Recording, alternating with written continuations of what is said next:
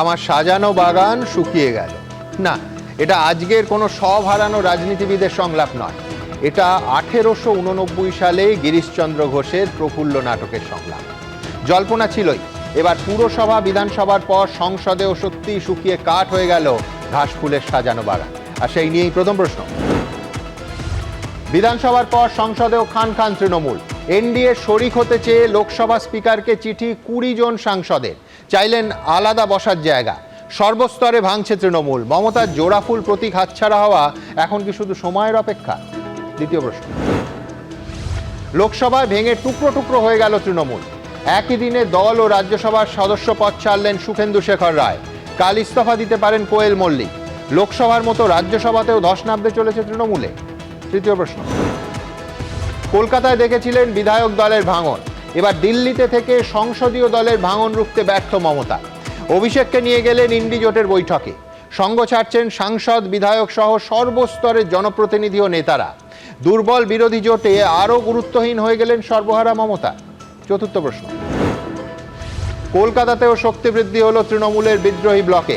আজ দুপুরে ববি হাকিমকে হাত ধরে বিরোধী দলনেতা ঋতব্রত বন্দ্যোপাধ্যায়ের ঘরে নিয়ে গেলেন সন্দীপন সাহা। দলের বিদ্রোহী শিবিরে এবার নাম লেখাতে চলেছেন মমতার ছায়াসঙ্গী ববিও। পঞ্চম প্রশ্ন। রক্ষা কবচ দেয়নি কোর্ট। মেসি কাণ্ডে বেপাত্তা মমতার আরেক আস্থাভাজন অরূপ বিশ্বাসের খোঁজে তল্লাশি পুলিশের। অন্যদিকে অরূপের ভাই স্বরূপের ফ্ল্যাটে মিলল ডিজিটাল লক লাগানো গোপন কুঠরি। কি রয়েছে বিশ্বাস ব্রাদার্সের ওই গুপ্ত ঘরে? তবে শুরুতেই দেখাবো বিদ্রোহের আঁচ রাজ্য পেরিয়ে দিল্লিতেও। ভেঙে খান খান হলো তৃণমূলের সংসদীয় দল। দেখুন, আমাদের মুখ্য উদ্দেশ্য বাংলার উন্নয়ন। আমরা কেন্দ্রীয় সরকারের সাথে এবং পশ্চিমবঙ্গ সরকারের সাথে যৌথভাবে এলাকার উন্নয়নের কাজ করতে চাই। আমরা এনডিএ কে সাপোর্ট করার জন্য আলাদা গ্রুপ করেছি।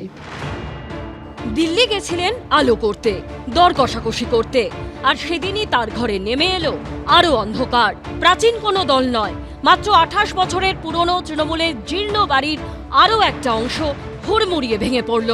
আর দিল্লিতে বসে অসহায়ভাবে তা দেখলেন মমতা বন্দ্যোপাধ্যায়।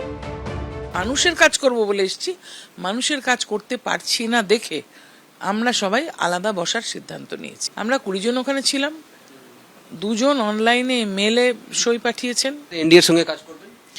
দেখুন, কেন্দ্রীয় যে সরকার আছে তারা ইতিমধ্যে এই গত 3 দিনে 1 লক্ষ কোটি টাকা রেলের বাজেট, রেলের খাতে পশ্চিমবাংলাকে দিয়েছে।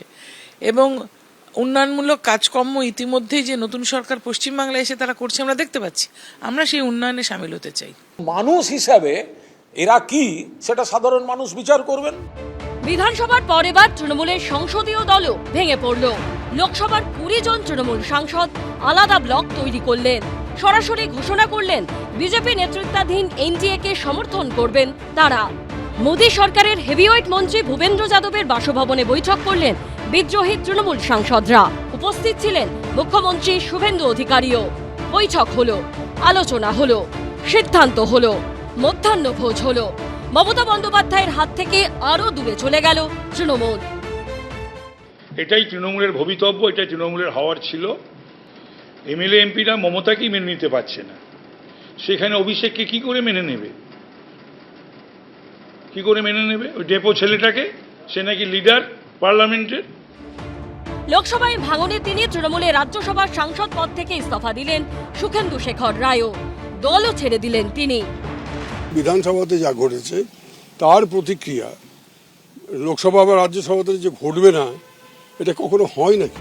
সূত্রের খবর, মঙ্গলবার ইস্তফা দিতে পারেন তৃণমূলের রাজ্যসভার আরেক সাংসদ কোয়েল মল্লিকও। দিল্লিতে যখন তৃণমূলে ধস, সেদিনই কলকাতায় নাটকীয় মোড়।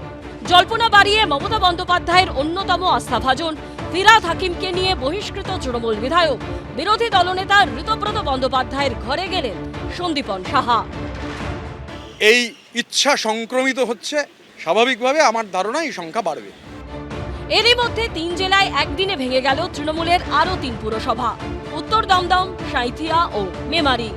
বিধানসভা থেকে লোকসভা, কর্পোরেশন থেকে পুরসভা, একে একে ধসে যাচ্ছে সবকিছু। দেখছেন মমতা বন্দ্যোপাধ্যায়। কৃষ্ণেন্দু অধিকারী, বিজেন্দ্র সিংহ ও শিবাশিস মৌলিকের রিপোর্ট, এবিপি আনন্দ। দেখুন, অনেকে এখনই বলতে শুরু করেছেন যে সোমবার শুরু আর সোমবারেই কি শেষ। সেটা ছিল 1997 সালের 22শে ডিসেম্বর, সেটাও ছিল একটা সোমবার। কংগ্রেস থেকে বহিষ্কৃত হওয়ার পর নতুন দল তৈরির ঘোষণা করেছিলেন মমতা বন্দ্যোপাধ্যায়। আর আজও একটা সোমবার, বলা ভালো ঘটনাবহুল সোমবার। আর এই সোমবারে পরিষদীয় দলের পর ভাঙন ধরল তৃণমূলের সংসদীয় দলেও। মমতা এবং অভিষেক দুজনেই যখন দিল্লিতে বসে, তখন কার্যত তাদের চোখের সামনেই মমতা এবং অভিষেক বন্দ্যোপাধ্যায়ের নিয়ন্ত্রণ থেকে বেরিয়ে কাকলি ঘোষ দস্তিদারের নেতৃত্বে আলাদা ব্লক তৈরি করে তৃণমূলের লোকসভার 20 জন সাংসদ এনডিএকে সমর্থনের কথা জানালেন। আর এদিনই রাজ্যসভা থেকে ইস্তফা দিলেন সুখেন্দু শেখর রায়।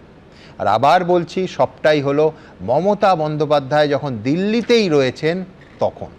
তাৎপর্যপূর্ণভাবে এদিনই ভাঙন ধরল মমতা বন্দ্যোপাধ্যায়ের এক সময়ের কিচেন ক্যাবিনেটেও। বিধানসভায় আরও লম্বা এবং তারকাখচিত হলো বিদ্রোহী তৃণমূলের তালিকা। বিরোধী দলনেতা ঋতব্রত বন্দ্যোপাধ্যায়ের ঘরে গিয়ে তার সঙ্গে দীর্ঘক্ষণ বৈঠক করলেন ফিরহাদ হাকিম। এবিপি আনন্দ গতকালই আপনাদের জানিয়েছিল যে আজ দুপুর 2টোয় রাজ্যের প্রাক্তন হেভিওয়েট এক মন্ত্রী বিদ্রোহী ব্লকে যোগ দিতে চলেছেন বিরোধী দলনেতার ঘরে বসে। হলো প্রায় তাই। তবে সোমবার দিয়ে শুরু করেছিলাম। অনেকে এটাও মনে করিয়ে দিচ্ছেন যে 4 মে মানে তৃণমূলের আজকের ভাঙনের মূল কারণ যে ভোটে ভরাডুবি, সেটাও ছিল আরেকটা সোমবার। যাই হোক, আজকে আমার প্রথম বক্তা বিশ্বনাথ চক্রবর্তী। আমি অবশ্য ভাবছিলাম যে স্বপনদা বিজেপির প্রতিনিধি আজ মিষ্টি খাওয়াবেন কৃষাণুকে। এই 240টা সাংসদের বাজারে এনডিএ সমর্থক অন্তত 20-22টা সাংসদ পেলেন স্বপনদারা। বিধানসভার পর লোকসভা, রাজ্যসভা, ববি হাকিমও বিদ্রোহী। আচ্ছা, তৃণমূলের হাতে শেষ পর্যন্ত বিশ্বনাথদা পেন্সিল ছাড়া কিছু থাকবে না? দেখুন, পশ্চিমবাংলাটা হারিয়েছিল মমতা বন্দ্যোপাধ্যায়, আজকে দিল্লিটা হারালেন তিনি। এখন বাকি থাকলো তার তহবিলের 2000 কোটি টাকার ভাগিদারিত্ব কিভাবে হবে। বাকি থাকলো তার তপসিয়া পার্টি অফিস সমেত জেলার পার্টি অফিসগুলো কার দখলে যাবে। আমি জানিয়ে রাখি, আজকেই অস্থায়ী যে বাড়ি, তার যিনি মালিক, তার পুত্র যে পুলিশে অভিযোগ করে ঋতব্রতদের হাতে তহবিল কবে যাবে, পার্টি অফিসগুলো কবে যাবে, এখন শুধু সেটাই অপেক্ষায়। সুমনদা, দেখুন, যে মমতা বন্দ্যোপাধ্যায়ের পায়ের ধুলো নেওয়ার জন্য বসে থাকতো এই সাংসদরা, এই বিধায়করা, এই কাউন্সিলররা, এই পঞ্চায়েত সদস্যরা, আজকে তারা মমতা বন্দ্যোপাধ্যায়, অভিষেক বন্দ্যোপাধ্যায় থেকে দূরে, আরও দূরে যেতে চাইছে। অভিকর্ষ বলের বাইরে চলে যেতে চাইছেন তারা। কেন যেতে চাইছেন? কারণ তারা কেউই মমতা বন্দ্যোপাধ্যায়, অভিষেক বন্দ্যোপাধ্যায়ের পাপের ভাগিদারিত্ব নিতে চাইছেন না। যে কোনো মূল্যে তারা চাইছেন যে মমতার ছায়ার থেকে যদি আমরা দূরে সরে থাকতে পারি, তাহলেই আমরা বাঁচতে পারবো। তাই আজকে চাচা আপন প্রাণ বাঁচা। দেখুন, একটা আদর্শহীন একটা দল তৈরি করেছিলেন মমতা বন্দ্যোপাধ্যায়। কেবলমাত্র ক্ষমতা এক মধ্য দিয়ে দলটাকে তিনি আটকে রেখেছিলেন। আজকে ক্ষমতার বৃত্তে বাইরে যখন চলে গেছেন, তখন দলের কাউন্সিলর, এমএলএ, পঞ্চায়েত সদস্য, এমপি সবাই আরেকটা ক্ষমতার বৃত্তে চলে যেতে চাইছেন। ফলে আদর্শহীন একটা দলের কি ছবি হয়, যেটা আমরা আশঙ্কা প্রকাশ করেছিলাম বছরকে বছর, সেটাই কিন্তু আজকে তার প্রতিফলন আপনি দেখছেন। আপনি বলছেন এটাই অনিবার্য? এটা অনিবার্য, এটা ঐতিহাসিক অনিবার্যতা বলি না আমরা, একদম ঐতিহাসিক অনিবার্যতা, এটাই হওয়ার কথা ছিল। আপনি ভাবুন, এক সময় যারা শুভেন্দু অধিকারীর দল পরিবর্তন করেছিল কেন, তাকে গদ্দার বলতো, সেই সাংসদরা, সেই বিধায়করা, সেই পার্টির নেতারা আজকে মানে তৃণমূলের থেকে দূরত্ব করে আলাদা গোষ্ঠী করে তারা এনডিএকে সমর্থনের কথা বললেন। শুভেন্দু অধিকারী আজকে শুভেন্দু অধিকারীর জয়। শুভেন্দু অধিকারী একটা মধুর প্রতিশোধ নিলেন যে একদা তোমরা যারা আমাকে গদ্দার বলেছিলে, আজকে আমার উপস্থিতিতে, আমার নিঃশব্দে তোমাদেরকেই এনডিএকে সমর্থন করতে হলো। এবং একই সাথে আপনাকে বলি, আজকের এই এন্টার ঘটনায় ইন্ডিয়া জোটের বৈঠক যখন চলছে, মমতা বন্দ্যোপাধ্যায় যখন তার মানে পরাজয়ের আত্মনাদ তিনি করছেন এবং পরাজয়ের গল্প শোনাচ্ছেন, অন্যদিকে তখন কিন্তু তারই সাংসদরা একটা আলাদা মানে ফ্রন্ট তৈরি করছেন, আলাদা গোষ্ঠী তৈরি করে এনডিএকে সমর্থন জানাচ্ছেন। তিনি যখন বলছেন যে বিজেপি ভোট লুট করছে, তখন তারই সাংসদ, তারই বিধায়করা বলছে যে স্বচ্ছ ভোট হয়েছে, আমাদের পরাজয় ঘটে গেছে। একেবারে পরিষ্কার বিপরীত একটা অবস্থান। মমতা বন্দ্যোপাধ্যায় যখন ফোন করছেন তার ফোন কেউ ধরছে না। একটা আশ্চর্য, মানে ইতিহাসের এই নির্মমতা। মমতা বন্দ্যোপাধ্যায় একটা ফোনের জন্য যারা প্রত্যাশা করত, তার সেক্রেটারিকে যে ফোন মধ্য দিয়ে ঢুকতে চাইতো, মমতার সাথে সংযোগ তৈরি করতে চাইতো, সেই মমতা বন্দ্যোপাধ্যায় পার্সোনালি আজকে ফোন করছেন, আর সাংসদরা ফোন ধরছেন না। কেউ কোনো সময় কেউ ধরে বলছেন যে উনি এখানে নেই।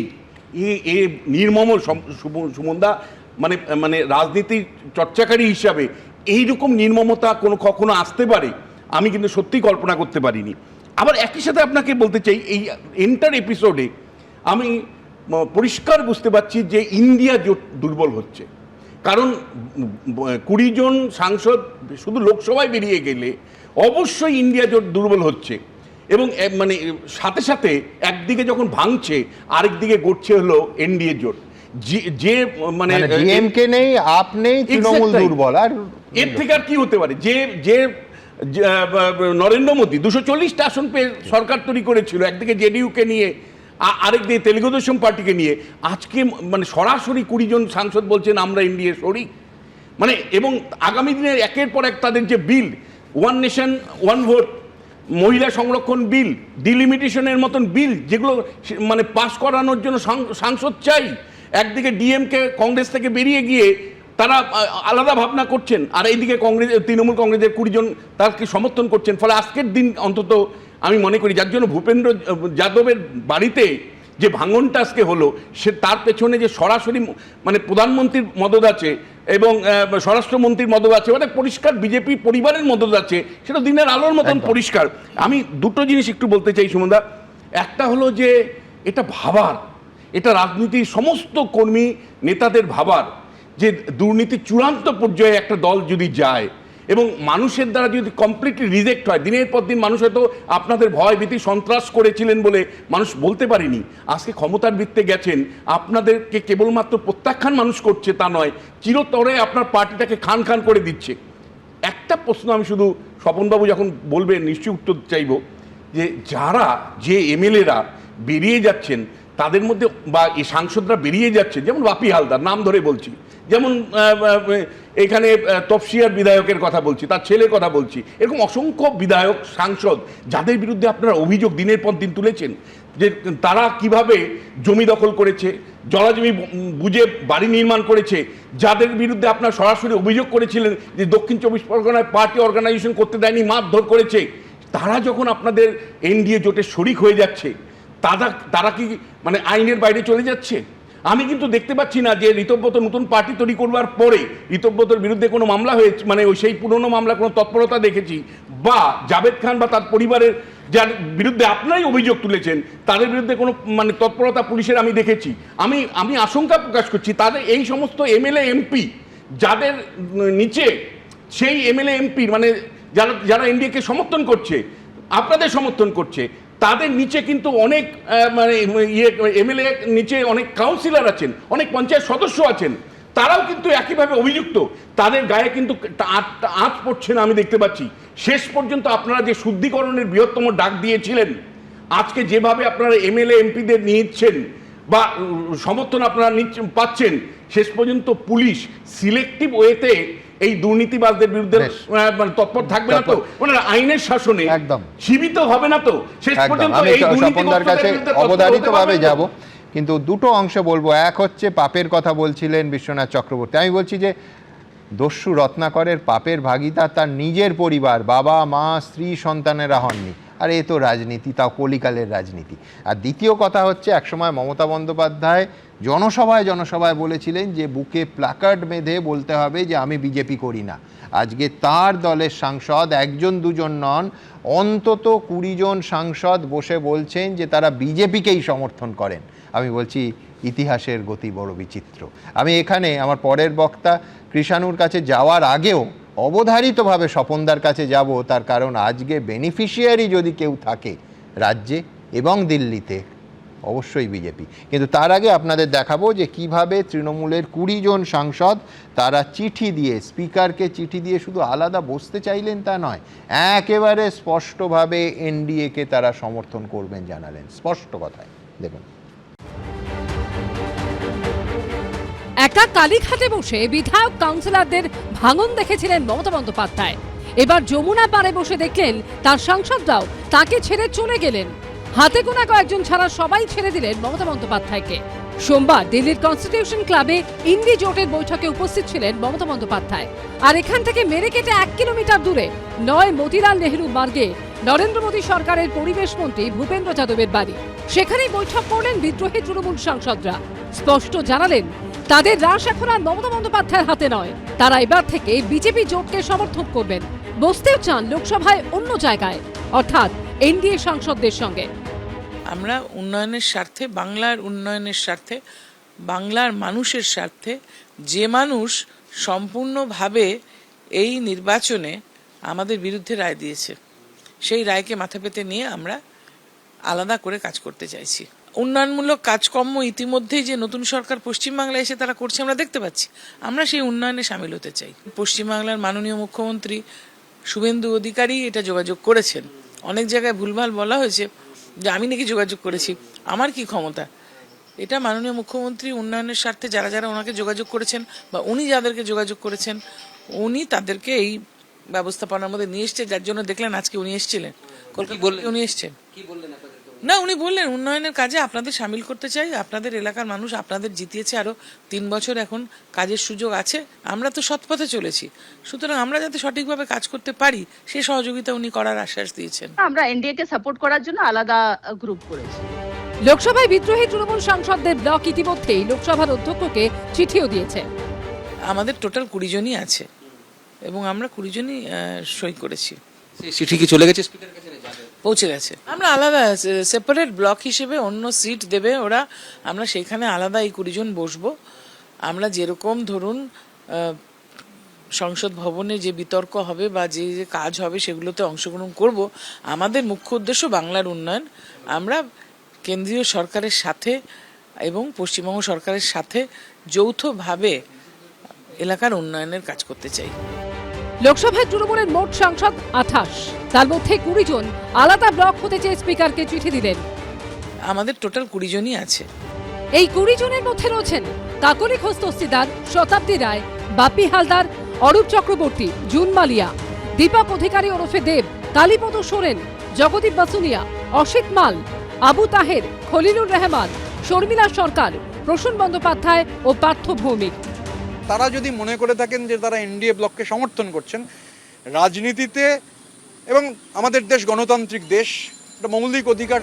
সোমবার দিল্লির 9 মতিলাল নেহরু মার্গে মোদী সরকারের হেভিওয়েট মন্ত্রী ভূপেন্দ্র যাদবের বাসভবনে উপস্থিত হন তৃণমূলের লোকসভার বিদ্রোহী সাংসদরা। তৃণমূল আদপে কোনো রাজনৈতিক দল ছিল না। এরপরে এরা প্রতীকের দাবি করবে, এরপরে এরা বলবে আমরাই আসল তৃণমূল। তো এর জন্য তার বিজেপি দায়ী নয়। বিজেপিতে গিয়েও তো একটা বিরাট জলাধার, সেখানে গিয়ে পড়ে এরা হারিয়ে যাবে, তো কিছু হবে না। বন্দিদশায় যমুনা নদীর ওপারে শ্রী মমতাজ মহলের স্মৃতিস্তম্ভ তাজমহল দেখে জীবনের বাকি দিনগুলো কাটিয়েছিলেন শাহজাহান। আর এখন মমতা বন্দ্যোপাধ্যায় চোখের সামনে দেখছেন কিভাবে ভেঙে খান খান হয়ে যাচ্ছে তার তৈরি তৃণমূল। বিজেন্দ্র সিংহ, শিবাশিস মৌলিক ও কৃষ্ণেন্দু অধিকারীর রিপোর্ট, এবিপি আনন্দ। দেখুন, হিন্দিতে একটা কথা আছে, চিত ভি মেরি পট ভি মেরি, মানে সোজা কথায় কয়েন টস করার মতো। হেড পড়লেও আমি জিতছি, টেল পড়লেও আমি জিতছি। বিজেপির এখন একেবারে সেই রকম অবস্থা।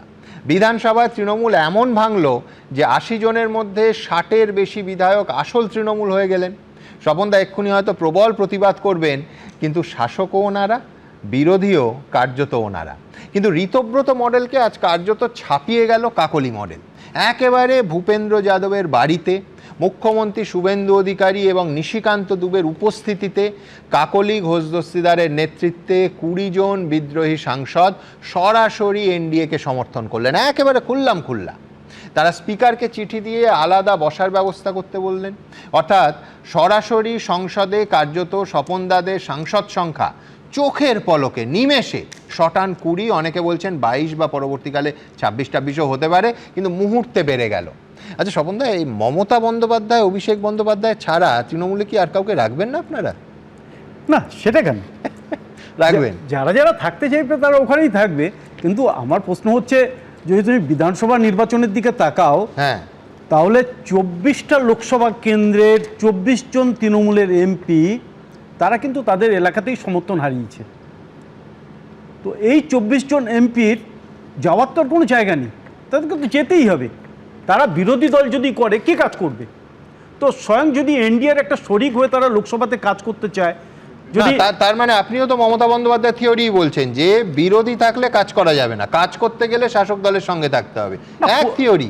15 বছর ধরে মমতা বন্দ্যোপাধ্যায় এই বলে গণতন্ত্রের গলা টিপেছেন। না, মমতা ব্যানার্জি কি বলেছেন সেটার সঙ্গে আমার তো মত এক হবে না, কিন্তু এই দলই যদি না থাকে, ওদের দলই তো নেই এই মুহূর্তে, তৃণমূল দল নেই, তাই এই এমপি গুলো যাবে কোথায়? কংগ্রেসে যেতে গেলে কংগ্রেসে যেতে পারবে না, কংগ্রেসের এখানে কিছু নেই। তো তাদের যাওয়ার জায়গা তৃণমূলে থাকলে তাদের তো দেখতেই পাচ্ছে যে এমন সব কাণ্ড তার নিচুতলার লোকেরা সবাই এমন করে রেখে দিয়েছে যে কিচ্ছু নয়। তুমি যদি আজকে ঠিক স্বপনদা, কিন্তু আমার স্টুডিওতে বসে শ্রমিক ভট্টাচার্য বলেছিলেন যে বিজেপির তৃণমূলীকরণ আমি হতে দেব না, হবে না। আমি বলছি এটা তৃণমূলীকরণ নয়, একদম না। আমরা তো বিজেপিতে তাদেরকে নিইনি, তারা আলাদা দল করে যদি আমাদেরকে সমর্থন করে, আমাদের শরিক হতে চায়, আমাদের আপত্তির কি আছে? আমরা নিশ্চয়ই নেব। আমাদের তো তাদের তো কে কি বিচার টিচার করার আমাদের কোনো দরকারও নেই। আমরা তারা যদি কোনো অন্যায় করে, যেটা বিশ্বনাথ দা বলেছিল, তারা যদি কোনো তাদের বিরুদ্ধে পুরনো যে অভিযোগ সেগুলোর বিচার হবে, অভিযোগ আছে, তদন্তের মতো চলবে। তারা অন্যায় করে থাকলে, দোষী হলে তারা শাস্তি পাবে, ওখানে কোনো বাদ বিচার নেই। আইনের পথে এটা দারুণ, আইনের পথে চলবে। চলছে, কে বলছে চলছে না? এক মাসের মধ্যে যদি আপনি দেখেন আইনের পথে চলছে না, তাহলে কি করে হয়? সেগুলো কিন্তু ব্যবস্থা হচ্ছে না তাদের বিরুদ্ধে। কে বলছে? কে হবে? কোনো উদ্যোগ নেই। কি রাতারাতি হয়ে আমাদেরকে ডিম থেরাপি কাকে দিচ্ছ ভাই? এক সেকেন্ড, আমি কালকে কিন্তু এবিপি আনন্দে এসে বলেছি যে এই ডিম থেরাপি যারা করছেন, একজন মানুষের খাবার কেড়ে নিচ্ছেন। আপনারা প্লিজ ডিম ছুঁড়বেন না, অন্য কিছু ছুঁড়ুন। ডিম অন্য কিছু ছুঁড়বেন না, ইট ফিট ছুঁড়লে আপনার আপত্তি নেই। না, আপনি ইট ছুঁড়বে কেন? ফুলও ছুটুক না, কি আছে? ইট কেন ছুঁড়বে? এখন তো কথা হচ্ছে সুমন, দেখো এখন কে যাবে ভেঙে মোর ঘরের চাবি নিয়ে যাবি কে আমারে। এখন তো সবাই ওই কথা তৃণমূলের বলছে, আমার ঘরের চাবিটা ভাঙো, আমাকে নিয়ে চলো, বের করে চলো। আমি যে পথ চিনি না, আমার হাত ধরে তুমি নিয়ে চলো। আমি মানছি, আপনাদের ঘরে কি লুকিয়ে রেখেছেন যে সবাই একেবারে লাইন দিচ্ছে ঘরের বাইরে? এ তো দরজা জানলে ভেঙে ঢুকে পড়ছে। এটা তো পশ্চিমবাংলার রাজনীতি, এটা পশ্চিমবাংলার রাজনীতি। তুমি যদি দেখো যে যখন তৃণমূল 2011 সালে এলো, তখন সবাই উন্নয়নের শরিক হওয়ার জন্য লাইন লাগালো তৃণমূলে যাওয়ার জন্য। এটা তো পশ্চিমবাংলার রাজনীতি। যখন বামেরা এলো, সবাই ওই বামেদের দিকে করতে চললো। ঠিক তেমনি ভাবে নিচু তলায়, কার্যত কাউকেই নেয়নি, মানে একেবারে।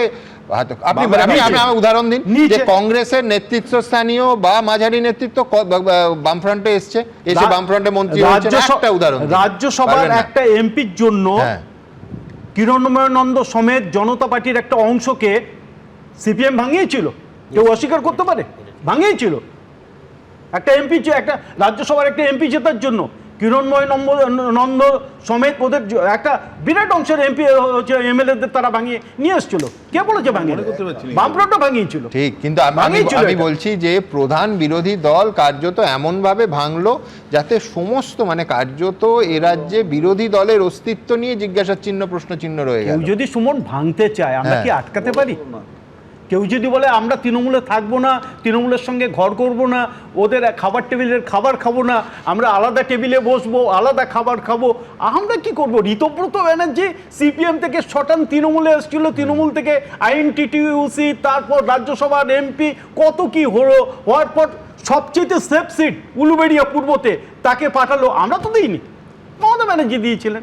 সে যদি এখন মমতা ব্যানার্জির সঙ্গে না থাকতে চায়, আলাদা দল আমি বুঝেছি, আপনাদের কিচ্ছু করার নেই, কিন্তু আমি বলছি গণতন্ত্রের স্পিরিটটা, গণতন্ত্রের মানে আমি বলছি যে কোথাও গণতান্ত্রিক ব্যবস্থাটা তো শক্তিশালী বিরোধী ছাড়া দুর্বল হয়ে পড়ে, এটা তো মানতে হবে। আচ্ছা ধরুন, গণতন্ত্র তো অনেক বড় ব্যাপার। এই স্টুডিওতে ধরা যাক কৃষাণুও আপনার দলে যোগ দিয়ে দিল, তো আমরা কাকে ধরবো? 15 বছরের হিসেব কার কাছে চাইবো? না, যদি আপনি দেবেন না, আপনি শাসক, আপনি বিরোধী, ভারী মুশকিল। মানে কৃষাণু তো আমাদের দলে এক সময় ছিল। কৃষাণু যদি এখন বলে যে আমি আবার পুরনো দলে ফেরত যেতে চাই, দল নেবে কিনা আর ও যাবে কিনা, এটা তো ওর উপর নির্ভর করছে, দলের উপর নির্ভর করছে। আমি তো মালিক নই। কিন্তু একটা কথা আমি বলছি, পশ্চিমবাংলার আজকের দিনে যেটা দরকার, তুমিও মানবে, আমরা শিল্প উন্নয়নে পিছিয়ে, কৃষিতে আমরা পিছিয়ে পড়েছি, মৎস্য উৎপাদনে আমরা পিছিয়ে পড়েছি, আমরা কর্মসংস্থানে আমরা পিছিয়ে পড়েছি, আমরা নগর উন্নয়নে পিছিয়ে পড়েছি, আমরা সব দিক থেকে পিছিয়ে পড়েছি। পশ্চিমবাংলার উন্নয়নকে আমরা কেউ চাইছি না। তাতে যদি কনস্ট্রাকটিভ অপোজিশন থাকে, তারা যদি কনস্ট্রাকটিভভাবে আমাদেরকে সমালোচনা করে এবং তারা যদি আমাকে সহযোগিতা করে, আমাদের নীতি আপত্তিটা করবে। দেখুন আমি স্বপনদার সঙ্গে একটা জায়গায় সবাই আপত্তি করবে, আমি একমত। সেটা হচ্ছে যদি তৃণমূল বলে যে আমরা বিজেপিকে বা এনডিএকে সমর্থন করব, ওনারা কি করবেন, সত্যিই তো। কিন্তু পাশাপাশি আমি স্বপনদার শেষ বাক্যটায় আমি বলছি, ধরুন গুজরাট মহারাষ্ট্র শিল্পে অনেক এগিয়েছে, সেখানে শক্তিশালী বিরোধী নেই? অবশ্যই আছে, কিন্তু বিরোধী এবং শাসক দুজনকেই বুঝতে হয় যে আমার শিল্প বা উন্নয়নের ক্ষেত্রে বাধা হয়ে পাঁচিল হয়ে দাঁড়ালে ঠিক এই রকম হয়, যেটা এখন 2026-এ হচ্ছে, যে সেই পাঁচিলটা চুরমার হয়ে ভেঙে পড়ে, না মানুষের সমর্থন থাকে, না অন্য মানে গণতান্ত্রিক শক্তিগুলো সে সরব হতে পারে। সমস্যা এইখানে। কিন্তু যাই হোক, আমি এই তাত্ত্বিক আলোচনায় একটা উত্তর দিতে চাইছি। এক কথা বলুন, গুজরাট মহারাষ্ট্র থেকে তামিলনাড়ু, যে কটা রাজ্যে তুমি নাম করবে, আমি বলছি যে কটা রাজ্যে তুমি নাম করবে, তারা রাজ্যের উন্নয়নের প্রসঙ্গে সরকারি দল আর বিরোধী দল তারা একসঙ্গে দিল্লিতে যায়, এক সুরে তারা কথা বলে, আমার রাজ্যের উন্নয়নের জন্য এত টাকা দিতে হবে, এই ফান্ড দিতে হবে, তারা দাবি করে, একমাত্র পশ্চিমবাংলা বাদে। এটা আমি আপনার সঙ্গে একমত। পাশাপাশি বিরোধী দলকে তো রাখতেও হবে। যদি দেখি স্বপনদাই দুটো জামা পরে, হলুদ জামা পরে শাসক আর সাদা জামা পরে বিরোধী, তখন ভারী মুশকিল হয়। কিন্তু রসিকতা থাক, কিন্তু এই কথা সত্যি, এইটা আমাদের রাজ্যের রাজনৈতিক সংস্কৃতির সমস্যা, যে আমরা উন্নয়নের ক্ষেত্রেও এক হতে পারি না। এটা সাধারণ প্রশাসনিক বৈঠক, যেখানে এসে কেউ রাজাউজির হয়ে যাবেন না, কেউ দলও পাল্টাবেন না, কিচ্ছু হবে না। হ্যাঁ, কিছু সমালোচনা বিরোধীরা করতে পারেন। 15 বছর ধরে প্রশাসনিক বৈঠকে বিরোধীদের ডাকাই হয়নি।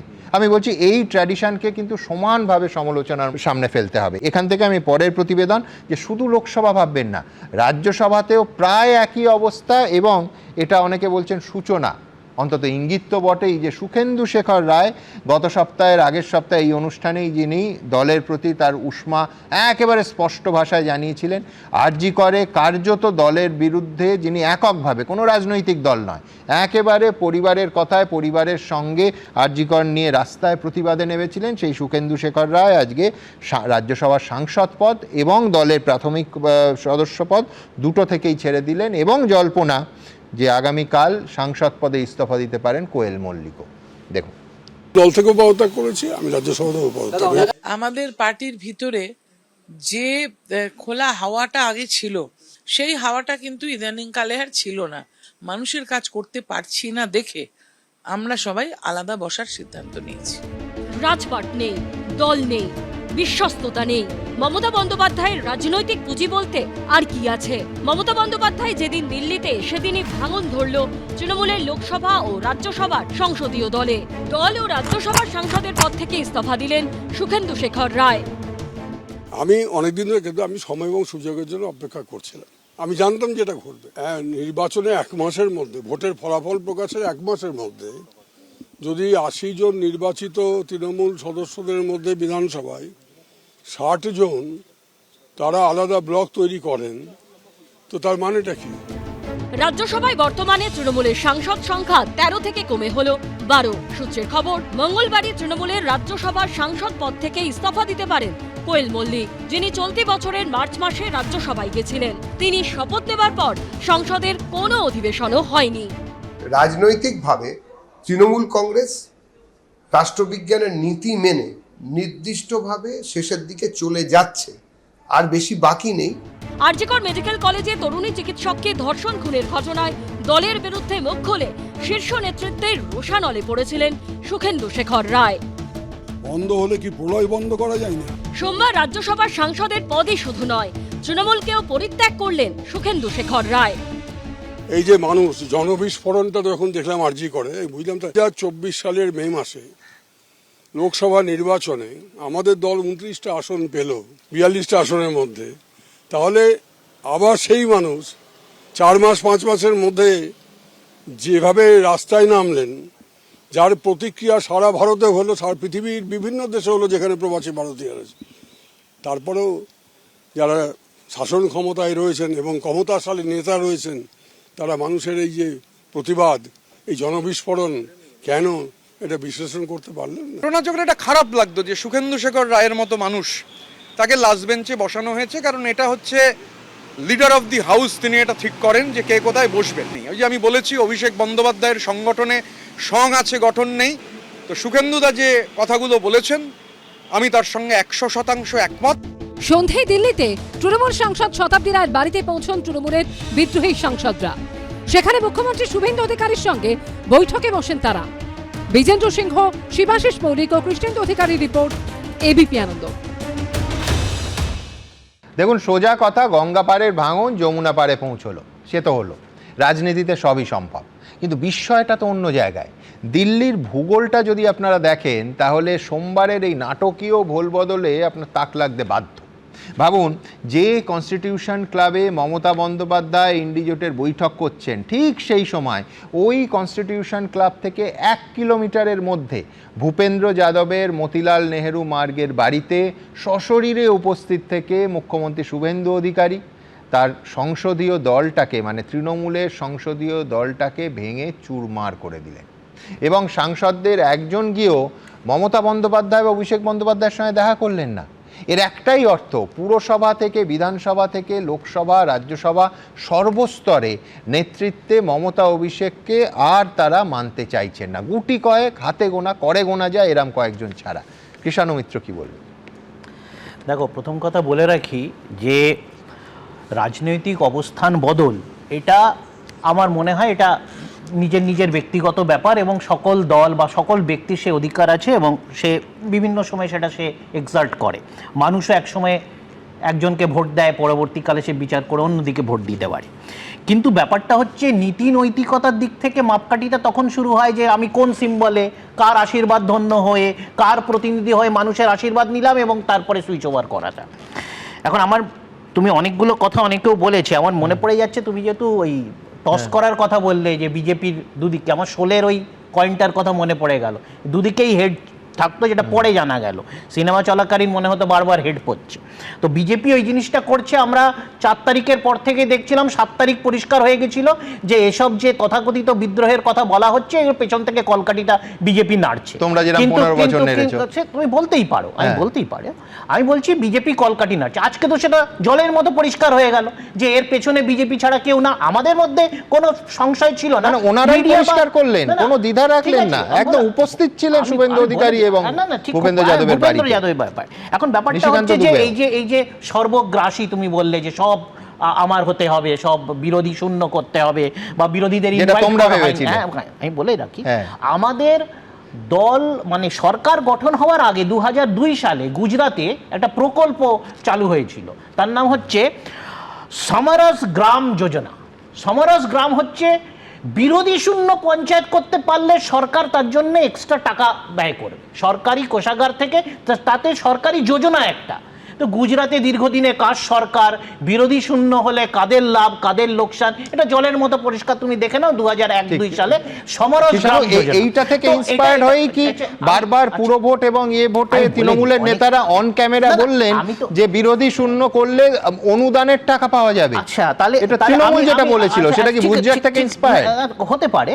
আমাদের যিনি বর্তমান মাননীয় মুখ্যমন্ত্রী, উনিও এই জিনিসটা অনেকবার, উনি যখন আমাদের দলে ছিলেন, তা ব্যাপারটা হচ্ছে যে যদি তৃণমূলের 15 বছরের খতিয়ান হয় তাহলে এই 15 বছরের একটা সিংহাংশ, শুধু দলের কথা বলছি না, প্রশাসনের কথা বলছি, তৃণমূল প্রশাসনের যারা ওতপ্রোত অঙ্গ থেকেছেন তারা কি যদি মনে হয় এটা খারাপ, 15 বছরটাই খারাপ, তাহলে 15 বছরের একটা দীর্ঘ সময় যারা লেজিসলেটিভ পার্টিতে, পার্লামেন্টারি পার্টিতে, এমনকি সরকারের ওতপ্রোতভাবে যুক্ত ছিলেন, মানে ভালো পজিশনে ছিলেন, ক্ষমতা এনজয় করেছেন বা ক্ষমতাশালী ছিলেন, তো তাদেরও সেই দায়টা বর্তায়। আমার খারাপ লাগছে স্বপনদাদের জন্য, আমার খারাপ লাগছে স্বপনদাদের মতো প্রত্যেক প্রান্তিক বিজেপি কর্মীদের মধ্যে, যে আজকে তাদেরকে এই বড়িগুলো তো গিলতে হচ্ছে। কদিন আগে আমি স্বপনদা থেকে নিয়ে প্রান্তিক বিজেপি কর্মী অবধি, এদের জন্য আমার খারাপ লাগছে যে আজকে তারা যে এত উচ্ছ্বাস নিয়ে, এত আবেগ নিয়ে যে বললেন পাল্টানো দরকার, বিজেপি সরকার এই হবে না।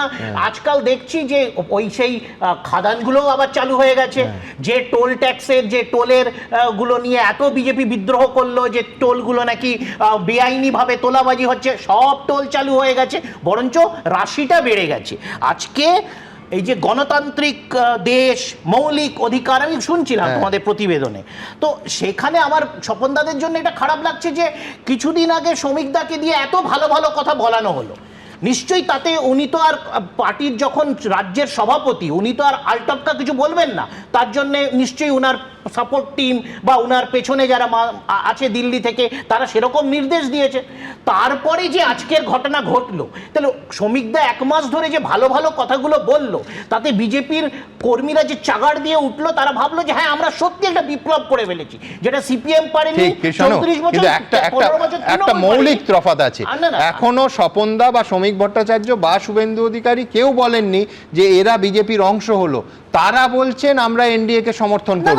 না, ওটাও বলবে। তুমি দেখো ট্র্যাক রেকর্ড আছে, আজকে ট্র্যাক রেকর্ড আছে, এটা আলাদা করে দেখার কিছু না। মানুষকে অত বোকা ভাবার না, যেরকম বিশ্বনাথ দা বলল যে পার্টিটা আমাদের প্রশাসন কেন্দ্রিক হয়ে গেছিল, সব ক্ষমতার লোভী, একদম 100 বার, অনেক ক্ষেত্রেই বিশ্বনাথ দার কথাটা 100 বার ঠিক আছে, কিন্তু আমাদের পার্টি কিন্তু রাতারাতি 12 বছর বিরোধী থেকে তার নীতি আদর্শ মানুষের কাছে তুলে ধরে মানুষের আশীর্বাদ নিয়ে ক্ষমতায় এসছে। 12 বছর বিরোধিতা করে তারপরে পার্টি ক্ষমতায় এসছে। 15 বছরে ক্ষমতায় থেকে অবক্ষয় হয়েছে, তার মূল্যায়ন নিশ্চয়ই আগামী দিন হবে, নেত্রীও বলেছেন, কিন্তু 12 বছর বিরোধী আমাদের দলটাই ছিল। তো সুতরাং এরকম ভাবার কারণ নেই যে বিরোধী এত বছর বিরোধী থেকে এই ক্ষমতায় এসছে। ঠিক আছে, না একই ব্যাপার নয়, একই ব্যাপার নয়, একদমই একই ব্যাপার নয়। এই যে বিশ্বনাথ দা বললেন না যে ক্ষমতা ছেড়ে দিয়ে চলে গেছে, নিশ্চয়ই 21-এর বা 19-এর পর থেকে যদি দেখি, যারা রাজ্যের ক্ষমতা বা তৃণমূলের থেকে নিজেকে সরিয়ে নিয়ে বিজেপিতে গেছেন, তারা কিন্তু কেউ ক্ষমতা ছাড়েননি, তারা একটা ক্ষমতা থেকে আরেকটা ক্ষমতার বৃত্তে গেছেন এবং তার জন্য নানা রকম সুযোগ সুবিধা প্রোটেকশন তারা পেয়েছেন। কিন্তু আমি সেটা চুলছেড়া বিশ্লেষণ করতে চাই না। ক্ষমতার হচ্ছে আজকে তৃণমূল যেটা, এটা হচ্ছে ক্ষমতার আলিন্দের বাইরে থাকা, যে আমাদের কেন্দ্র সরকারও নেই, কেন্দ্রীয় বাহিনীও নেই, রাজ্য সরকার নেই, রাজ্য পুলিশ নেই, কিচ্ছু নেই। এইখানে যারা রাজনীতি করছে তারা সত্যি বিরোধী। আমার এইখানে কৃষাণুর সঙ্গে একমত হতে কোনো অসুবিধা নেই, কিন্তু আমি দুটো কথা আমায় যোগ করতেই হবে। একটা হচ্ছে যে কৃষাণু দল বদলকে একেবারে মনে করছে না অনৈতিক কিছু, বরঞ্চ ওর অনৈতিকতার প্রসঙ্গে আমি আসছি। হ্যাঁ, না তার আমি কারণটা আমি দেখছিলাম যে আমার দল থেকে যাদেরকে বহিষ্কার করে এক্সপেল করা হয়েছে, তারপরে তোর ব্যাপারটাই বেআইনি না। লেজিসলেটিভ পার্টির কথা বলছি, আর পার্লামেন্টারি পার্টি কি জানো, তুমি দল বদলের বিরোধিতা কি করে করবে? আমি তুমি যখন বলছিলে, আমি ইন্টারনেটে দেখছিলাম 2020 সালের 17ই আগস্ট পার্থ চট্টোপাধ্যায়ের হাত থেকে পতাকা নিয়ে তুমি বিজেপি থেকে তৃণমূলে এলে। আমি একবার কোটটা পড়ি। বিজেপি থেকে তৃণমূলে আসিনি, একদম না। 2017 সালের ফেব্রুয়ারি মাসে আমি বিজেপি ছেড়েছি, তারপরে 3.5 বছর রাজনীতির বাইরে ছিলাম, তারপরে 2020 সালের অগস্ট মাসে আমি তৃণমূলে এসেছি। কিন্তু তার মধ্যখানে এটা তো কুলিং অফ পিরিয়ড তুমি বলতেই পারো, কিন্তু আমি বলছি না আমি নিজেকে অতটা বড় তুমি 2000 আচ্ছা তুমি নিজে বলেছিলে, আমি বলছি আমি একেবারে আরে শোনো, আর্কাইভটা তো এমনি রাখিনি। 2020 সালে 17ই আগস্ট শেষমেশ সোমবার যোগ দিলেন তৃণমূলে, তোমার কথা হচ্ছে। এদিন যোগদান পর্বের সময় তৃণমূলের মহাসচিব পার্থ চট্টোপাধ্যায় বলেন, বিজেপির প্রাক্তন মুখপাত্র কৃষাণু মিত্র যোগ দিলেন তৃণমূলে। বাংলার বিজেপির অত্যন্ত গুরুত্বপূর্ণ নেতা ছিলেন কৃষাণু, এবার তিনি মানুষের জন্য মমতা বন্দ্যোপাধ্যায়ের নেতৃত্বে কাজ করবেন। একদম প্রাক্তন পরিচয়টাই দিয়েছিলেন আমি বলছি, তুমি যদি বলতে আমি দলহীন, তাহলে তো উনি এটা বলতেন না। আমি যখন দলে ছিলাম সেটা প্রাক্তন, ওই জন্য প্রাক্তন বলেছেন। ওই সময় আমি কোনো দল ছিলাম না, এটা দলও জানে, নেত্রীও জানে। আমার বক্তব্য হচ্ছে যে আজকে যারা বলছে, আচ্ছা যিনি নিজের মুখে দল ছেড়েছেন, দলের সব পদ ছেড়েছেন, আমার কাছে চিঠি আছে দেখাবো, যে তারপরে আমাদের বক্সিদাকে যে লেটার দিয়েছে যে আমি কথা বলছো আগে বলো দর্শকদের, আমার বুঝতে সুবিধা হবে। পার্লামেন্টারি নাকি নতুন ডিফেক্টেড পার্টি, হ্যাঁ ওনার চিঠি আছে আমার কাছে। আমার কাছে এটাও চিঠি আছে যে 20 তারিখ, গত মাসের 20 তারিখ নেত্রী যে চিঠিটা স্পিকারকে দিয়েছিলেন as chief of the parliamentary party, এটা উনি দিয়েছিলেন যে আমরা চিফ হুইপ নতুন করে কল্যাণদাকে করছি, এটা পরিষ্কার আছে, সেটা অ্যাকনলেজমেন্ট আছে 29 তারিখে, 29শে মে। তো তারপরে যদি কেউ কাজ করে, যেরকম আমরা বললাম যে পরিষ্কার এই জিনিসগুলো যেগুলো হয়েছে সেগুলো তো আইন বহির্ভূত হয়েছে, সেগুলো তো আমরা আগামী দিন আরেকটু পিছিয়ে গেলে তুমি মানে ভোটটাকেও আইন বহির্ভূত বলে দেবে, ভোটে হারটাকেও আইন বহির্ভূত বলে দেবে। তোমার নেত্রী বলছে, তোমার বলা রুলিং আছে যে লেজিসলেটিভ পার্টির কে হুইপ হবে, কে প্রধান হবে, সেটা পলিটিক্যাল পার্টি ঠিক করবে, সেটা লেজিসলেটিভ পার্টি। আমি সবার কাছে আসবো, কিন্তু তার আগে মনে করিয়ে দেবো, আজকে ইন্ডি জোটের বৈঠকে বসে মমতা বন্দ্যোপাধ্যায় বলেছেন তিনি হারেননি, জোর করে হারানো হয়েছে। কিন্তু দল বদলের পেছনে নৈতিকতা, যে ইস্যুটা গত 15 বছর ধরে দিনের পর দিন আমরা অনুষ্ঠান করছি, ঠিক যেমন আজকে নিঃসন্দেহে বিজেপির প্রতিনিধি স্বপনদার কাছে আমাদের প্রশ্ন ছিল যে যারা বিজেপি বিরুদ্ধে লড়াই করে জিতেছেন, জিতে এখন বিজেপিকে সমর্থন করছেন, তাদের নৈতিকতা এবং ভোটারদের তারা কি বলবেন। কিন্তু এটাও পাশাপাশি এক নিঃশ্বাসে বলতে হবে যে গত 15 বছর তৃণমূল এ রাজ্যে দলবদলের যে নৈতিকতার ভিত্তিতে দলবদল করিয়েছে সেটা মারাত্মক। কেন মারাত্মক বলছি, আমি দুটো টাইম ফ্রেমে দুটো উদাহরণ দিই আপনাদের সামনে। 2017 সালের 17ই জুলাই আর 2026-এর 21শে ফেব্রুয়ারি। আমি অন্য অনেকের বক্তব্য রাখতে পারতাম, রাখছি না। শুধুমাত্র যদি অভিষেক বন্দ্যোপাধ্যায়ের কথা ধরি, তাহলে প্রত্যেকটা ক্ষেত্রে তিনি সমস্ত দল থেকে তৃণমূলে ডেকেছেন এবং দরজাটা খুলে দিয়েছেন। আমি প্রথমে দেখাবো একেবারে কারেন্ট থেকে শুরু করে, তারপরে আস্তে আস্তে পিছবো। 2026 সালের 21শে ফেব্রুয়ারি অভিষেক বন্দ্যোপাধ্যায় বলছেন, তরুণ প্রজন্মের প্রতিনিধি যারা এক বুক আশা আকাঙ্ক্ষা স্বপ্ন নিয়ে রাজনীতিতে এসছেন, তাদের সবাইকে বলবো, রাজনীতিতে এসছেন তার মানে যে কোনো দল থেকে, তাদের তৃণমূলে আসার দরজাটা খুলে দিয়েছেন। উনি বলছেন তাদের সবাইকে বলবো তৃণমূলে আসুন। দেখুন, তরুণ প্রজন্মের প্রতিনিধিরা যারা এক বুক আশা আকাঙ্ক্ষা স্বপ্ন নিয়ে রাজনীতিতে এসছেন, তাদেরকে বলবো তৃণমূলে আসুন। এবার কেউ বলতে পারে উনি রাজনৈতিক দলের নাম করে তো ডাকেননি। তৃণমূলের গত 15 বছরের দল বদলের ইতিহাস যদি দেখেন, সমস্ত দল থেকে তারা দল ভাঙিয়েছে এবং কাউকে তার জন্য, একটা বেশ বড় অংশকে পদত্যাগ করতে বলেনি, তারাও পদত্যাগ করেননি। দিনের পর দিন তারা বিধানসভা করেছেন, বিধানসভার সদস্য হয়ে থেকেছেন পদত্যাগ না করে। এইবার দেখাবো 2017, আরেকটু ফ্ল্যাশব্যাকে যাচ্ছি। 17ই জুলাই, যেখানে অভিষেক বন্দ্যোপাধ্যায় বলছেন, আমাদের নেত্রী বারবার বলছেন যে উন্নয়নে সামিল হতে সিপিএম থেকে আসতে পারে, কংগ্রেস থেকে আসতে পারে, বিজেপি থেকে আসতে পারে, অন্যান্য রাজনৈতিক দল থেকে আসলে আমরা স্বাগত জানাবো। দেখুন, আমাদের নেত্রী বারে বলেছে যে উন্নয়নে সামিল হতে চায়, সে সিপিএম থেকে আসতে পারে, কংগ্রেস থেকে আসতে পারে, বিজেপি থেকে আসতে পারে, অন্যান্য রাজনৈতিক দল থেকে, আমরা তাদের স্বাগত জানাই। দেখুন, আমি ভাবছিলাম পোয়েটিক জাস্টিস আর কাকে বলে। 2011-তে ক্ষমতায় আসার পর সর্বস্তরে, জেলা পরিষদ থেকে পুরসভা, বিধানসভা থেকে লোকসভা, দল ভাঙানো কাকে বলে তৃণমূল নজিরবিহীন উদাহরণ আগাগোড়া সৃষ্টি করে গেছে।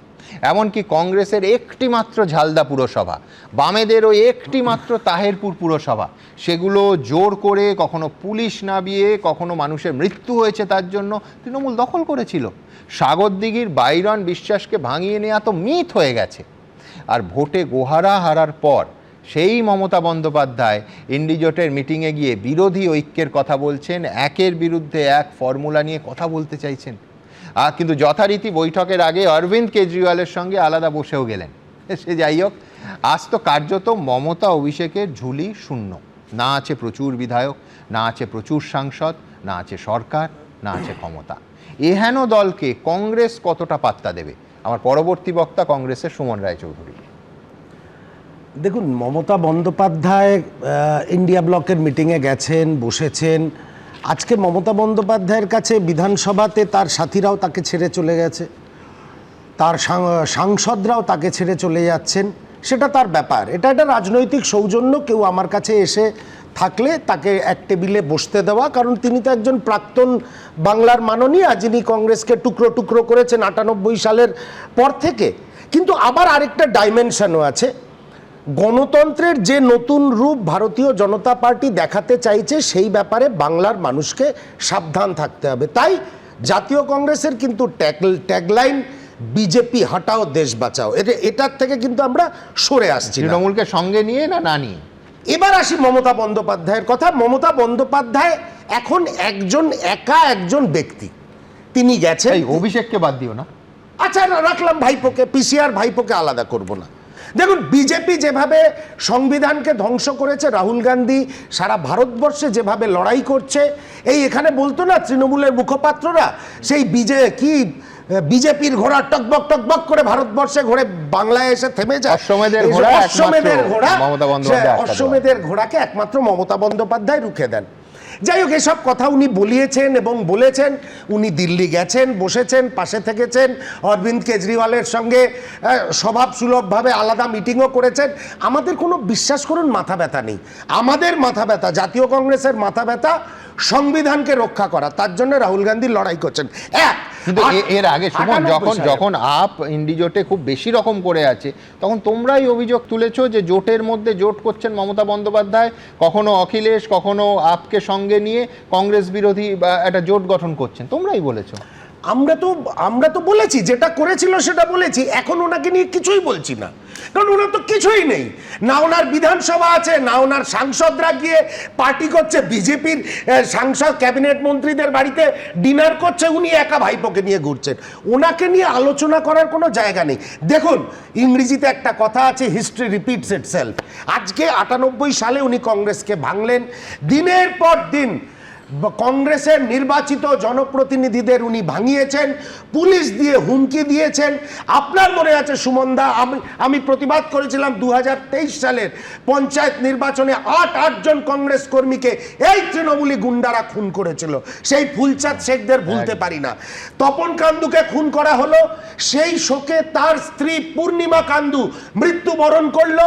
মিঠুন কান্দুকে ভয় দেখিয়ে তৃণমূল কংগ্রেসে নিয়ে চলে গেল। কারা অপারেট করতো? অপারেট করতো পুলিশ প্রশাসন। রাজনীতিকে রাজনীতির মতন করতে হবে। কংগ্রেস একটা পচা ডোবা, ওই দেখুন পচা ডোবায় ডুবকি মারতে আবার দিল্লি চলে গেছে। এই হচ্ছে মমতা বন্দ্যোপাধ্যায়। একবারও বলছি না বিজেপি সংবিধানকে মানে, বিজেপি গণতন্ত্রকে মানে, একবারও সে কথা বলছি না, এবং বিজেপির বিরুদ্ধে লড়াই জারি থাকবে। কিন্তু মমতা বন্দ্যোপাধ্যায়ের যে ট্র্যাক রেকর্ড, যেভাবে উনি বিরোধী শূন্য করার চেষ্টা করেছিলেন বাংলাকে, সেটা অত্যন্ত নিন্দনীয়। আবার উল্টো দিক দিয়ে দেখুন, বিজেপিও একই কাজ করছে, কিন্তু এটা প্যাকেজে। বিজেপিও বিরোধী শূন্য করছে, কারণ নিজের মতন করে একটা অপোজিশন পেরিফেরি তৈরি করে নিচ্ছে। তাহলে কি বিরোধীও রইল না, আবার লোকে দেখলো ওই ঋতব্রতদের মতন কিছু লোকের নেতৃত্বে একটা বিরোধী রাজনৈতিক দল। দুজনের চিন্তাধারার মধ্যে ফারাক খুব একটা নেই। আজকে অনেকে প্রশ্ন করছে কেন মমতা বন্দ্যোপাধ্যায় গিয়ে পাশে বসলো। প্রাক্তন মুখ্যমন্ত্রী, নাম উনি, শি আর্নড হার নেম, রাজনীতি করে উঠেছেন, গেছেন, কোনো আপত্তি নেই। আমাদের এই নিয়ে কোনো মাথা ব্যথা নেই। আসুন, বসুন, চা খান, বাড়ি চলে যান রাত্রিবেলা। তৃণমূল আর মমতার সংখ্যালঘু তৃণমূল আর কংগ্রেস, এ কোনো মার্জার হতে পারে? মার্চ করতে পারে একসঙ্গে? প্রশ্নই নেই। কংগ্রেস একা যথেষ্ট ভারতবর্ষের সংবিধানকে রক্ষা করতে, বিজেপির বিরুদ্ধে লড়াই করতে। আচ্ছা, আপনি একটা বলুন, উনি কি নিয়ে লড়াই করবেন? ওনার 29 জন সাংসদের মধ্যে 21 জন অলরেডি বরযাত্রীর গাড়িতে উঠে গেছে। ওনার এখানে 80 জনের মধ্যে 60 জনের ওপরে বরযাত্রীর গাড়িতে উঠে গেছে। উনি কাদের নিয়ে লড়াই করবেন? কি অভিষেককে নিয়ে? অভিষেককে তো কালকেই শুভেন্দু অধিকারীরা ডেকে পাঠাবে। হয়তো একটা কলও হয়েছে, সিআইডি না ওই নকল সই নিয়ে একটা কল হয়ে গেছে। বিষয়টা হচ্ছে বিজেপি বিরাট গণতন্ত্রের ধারক এবং বাহক, একবারও বলছি না। আমার বক্তব্য হচ্ছে, তুমি কংগ্রেসকে ভাঙলে, জনপ্রতিনিধিদের ভাঙালে, কংগ্রেস কর্মীদের খুন করলে, টার্গেট কি ছিল? বিরোধী পরিসর কংগ্রেস মুক্ত থাকবে। আর নরেন্দ্র মোদীর টার্গেট কি? বিরোধী পরিসর কংগ্রেস মুক্ত ভারতবর্ষ। দুজনের মধ্যে তফাৎ কোথায়? দুজনের মধ্যে তফাৎ নেই। এই মমতা বন্দ্যোপাধ্যায়কে বাংলার মানুষ এবং এই ভারতীয় জনতা পার্টি শেষ করেনি একটা কথায়। শ্রমিক বাবুর সেই অদ্ভুত অমায়িক কথা, বিজেপির তৃণমূলীকরণ হতে দেব না, কিন্তু বিজেপির আজকে বাংলায় প্রধান চালিকা শক্তি, প্রধান ক্যাপ্টেন তৃণমূল থেকে আসা। শ্রমিক বাবুকে এর উত্তর দিতে হবে। এটা চমৎকার আরেকটা কয়েনেজ হতে পারে, সত্যি মিথ্যে আপনারা বিচার করবেন, এ নিয়ে ডিবেটও হতে পারে। শ্রমিক ভট্টাচার্য কি বলেছেন যে বিজেপির তৃণমূলীকরণ মানে আমি করতে দেব না। আচ্ছা, উল্টোটা যদি কেউ বলেন যে তৃণমূলের বিজেপিকরণ হচ্ছে না, তো আমি বলছি এ নিয়ে আমার বাকি অংশ এই ডিবেটেই চলে যেতে পারে। কিন্তু তার আগে দেখাবো আমি আজ থেকে 3 সপ্তাহ আগে বলেছিলাম একে একে নিভিছে দেউটি। আমি বলছি সব থেকে এটা সত্যি, কালকে যখন আমরা একেবারে এই চ্যানেলে দেখাচ্ছি যে 2টোর সময় বিরোধী দলনেতার ঘরে তৃণমূলের কোট আনকোট হেভিওয়েট প্রাক্তন মন্ত্রী বিদ্রোহী ব্লকে যাবেন, অনেকে বিস্ময় প্রকাশ করেছিলেন। যখন গ্রাফিক্স তুললাম এই অনুষ্ঠানের যে প্রোমোতে একেবারে ববি হাকিমের ছবি দিয়ে তার একেবারে আউটলাইনটা দিয়ে অনেকে একাধিক ফোন এসছে নিউজ রুমে যে এই তো একদম ববি হাকিমের মতো, উনি কি যাবেন? অনেকে বিশ্বাস করতে পারেননি, কিন্তু এক্স্যাক্টলি সেটাই হলো। আজকে 2:15 নাগাদ ববি হাকিম বিধানসভায় ঋতব্রত বন্দ্যোপাধ্যায়ের ঘরে গিয়ে পৌঁছলেন। আমি এই এপিসোডটা এক্ষুনি দেখাবো আপনাদের সামনে। একে একে অনেক বিশ্বস্তই গেছেন, নিজের দলেই এখন কার্যত বহিরাগত মমতা বন্দ্যোপাধ্যায়। আরো বড় ধাক্কা কি অপেক্ষা করে আছে তার জন্য? তার আদি অনুগামী কিচেন ক্যাবিনেটের সদস্য ছায়া সঙ্গী ববি হাকিমও কি এবার তার সঙ্গ ছেড়ে অন্য পথে হাঁটতে পারেন? সোমবার যখন দিল্লিতে ইন্ডি জোটের বৈঠকে মমতা বন্দ্যোপাধ্যায়, তখন তার লোকসভার সংসদীয় দলে ভাঙন ধরে গেছে। আমরা সত্যি কথা বলতে করাপশন চাই না, সেই জায়গা থেকে মুক্তি চাই। প্রত্যেকটা জায়গায় যেরকম বেরোচ্ছে না, মানে লজ্জা করছে আমার। আমি এত চোর অপবাদ নিতে পারছি না। এদিনই কলকাতায় নিজেদের আসল তৃণমূল বলে উল্লেখ করা ঋতব্রত বন্দ্যোপাধ্যায়ের সঙ্গে বৈঠক করলেন ফিরহাদ হাকিম। এদিন বিধানসভায় গিয়ে প্রথমে লবিতে বসেন ফিরহাদ হাকিম। কিছুক্ষণের মধ্যেই ডেপুটি লিডার সন্দীপন সাহা তার হাত ধরে বিরোধী দলনেতা ঋতব্রত বন্দ্যোপাধ্যায়ের ঘরে নিয়ে যান। প্রায় 1 ঘন্টারও বেশি সময় ধরে চলে বৈঠক। তার সঙ্গে ছিলেন অভিষেক বন্দ্যোপাধ্যায়ের ঘনিষ্ঠ বলে পরিচিত মগরাহাট পশ্চিমের বিধায়ক Shamim Ahmed. No comments please. Mamata বন্দ্যোপাধ্যায়ের সঙ্গ ছাড়লেন? No comments please. মমতা বন্দ্যোপাধ্যায়ের সঙ্গ ছাড়লেন?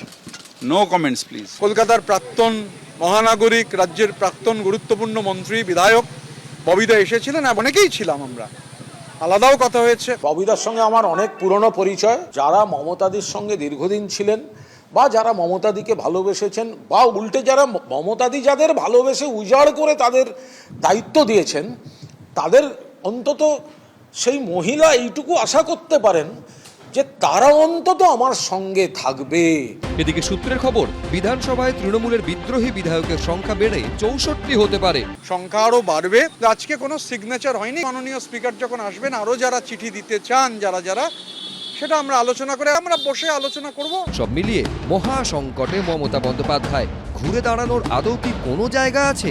কৃষ্ণেন্দু অধিকারী, এবিপি আনন্দ। দেখুন, বিশ্বাস আর বিশ্বাস ভঙ্গ নিয়ে অভিমানী কেউ হতেই পারেন, কিন্তু এই ভাঙনের শেকড়টা মাটির অনেক গভীরে। ভাবুন কাকলি ঘোষ দস্তিদারের কথা। 1, 2 কিংবা 5 বছর নয়, মমতা বন্দ্যোপাধ্যায়ের সঙ্গে কাকলি ঘোষ দস্তিদারের সম্পর্ক 4 দশকেরও বেশি। কাকলি ঘোষ দস্তিদার নানা উত্থান পতন, সুসময় দুঃসময়ের সাক্ষী। সত্যিই তিনি সুখের সময় তৃণমূলী নন। কাকলি দেবী মমতা বন্দ্যোপাধ্যায়ের সঙ্গে রাজনীতি শুরু করার 22 বছর পর এমপি হয়েছেন, রাস্তায় তার আগে মার খেয়েছেন। আজকে তিনি বিরোধী ব্লকের নেতৃত্ব দিচ্ছেন। ধরুন অরূপ চক্রবর্তী বাঁকুড়ার বহু পুরনো নেতা এবং তৃণমূলের একেবারে জন্মলগ্ন থেকে মমতা বন্দ্যোপাধ্যায়ের সঙ্গে ছিলেন।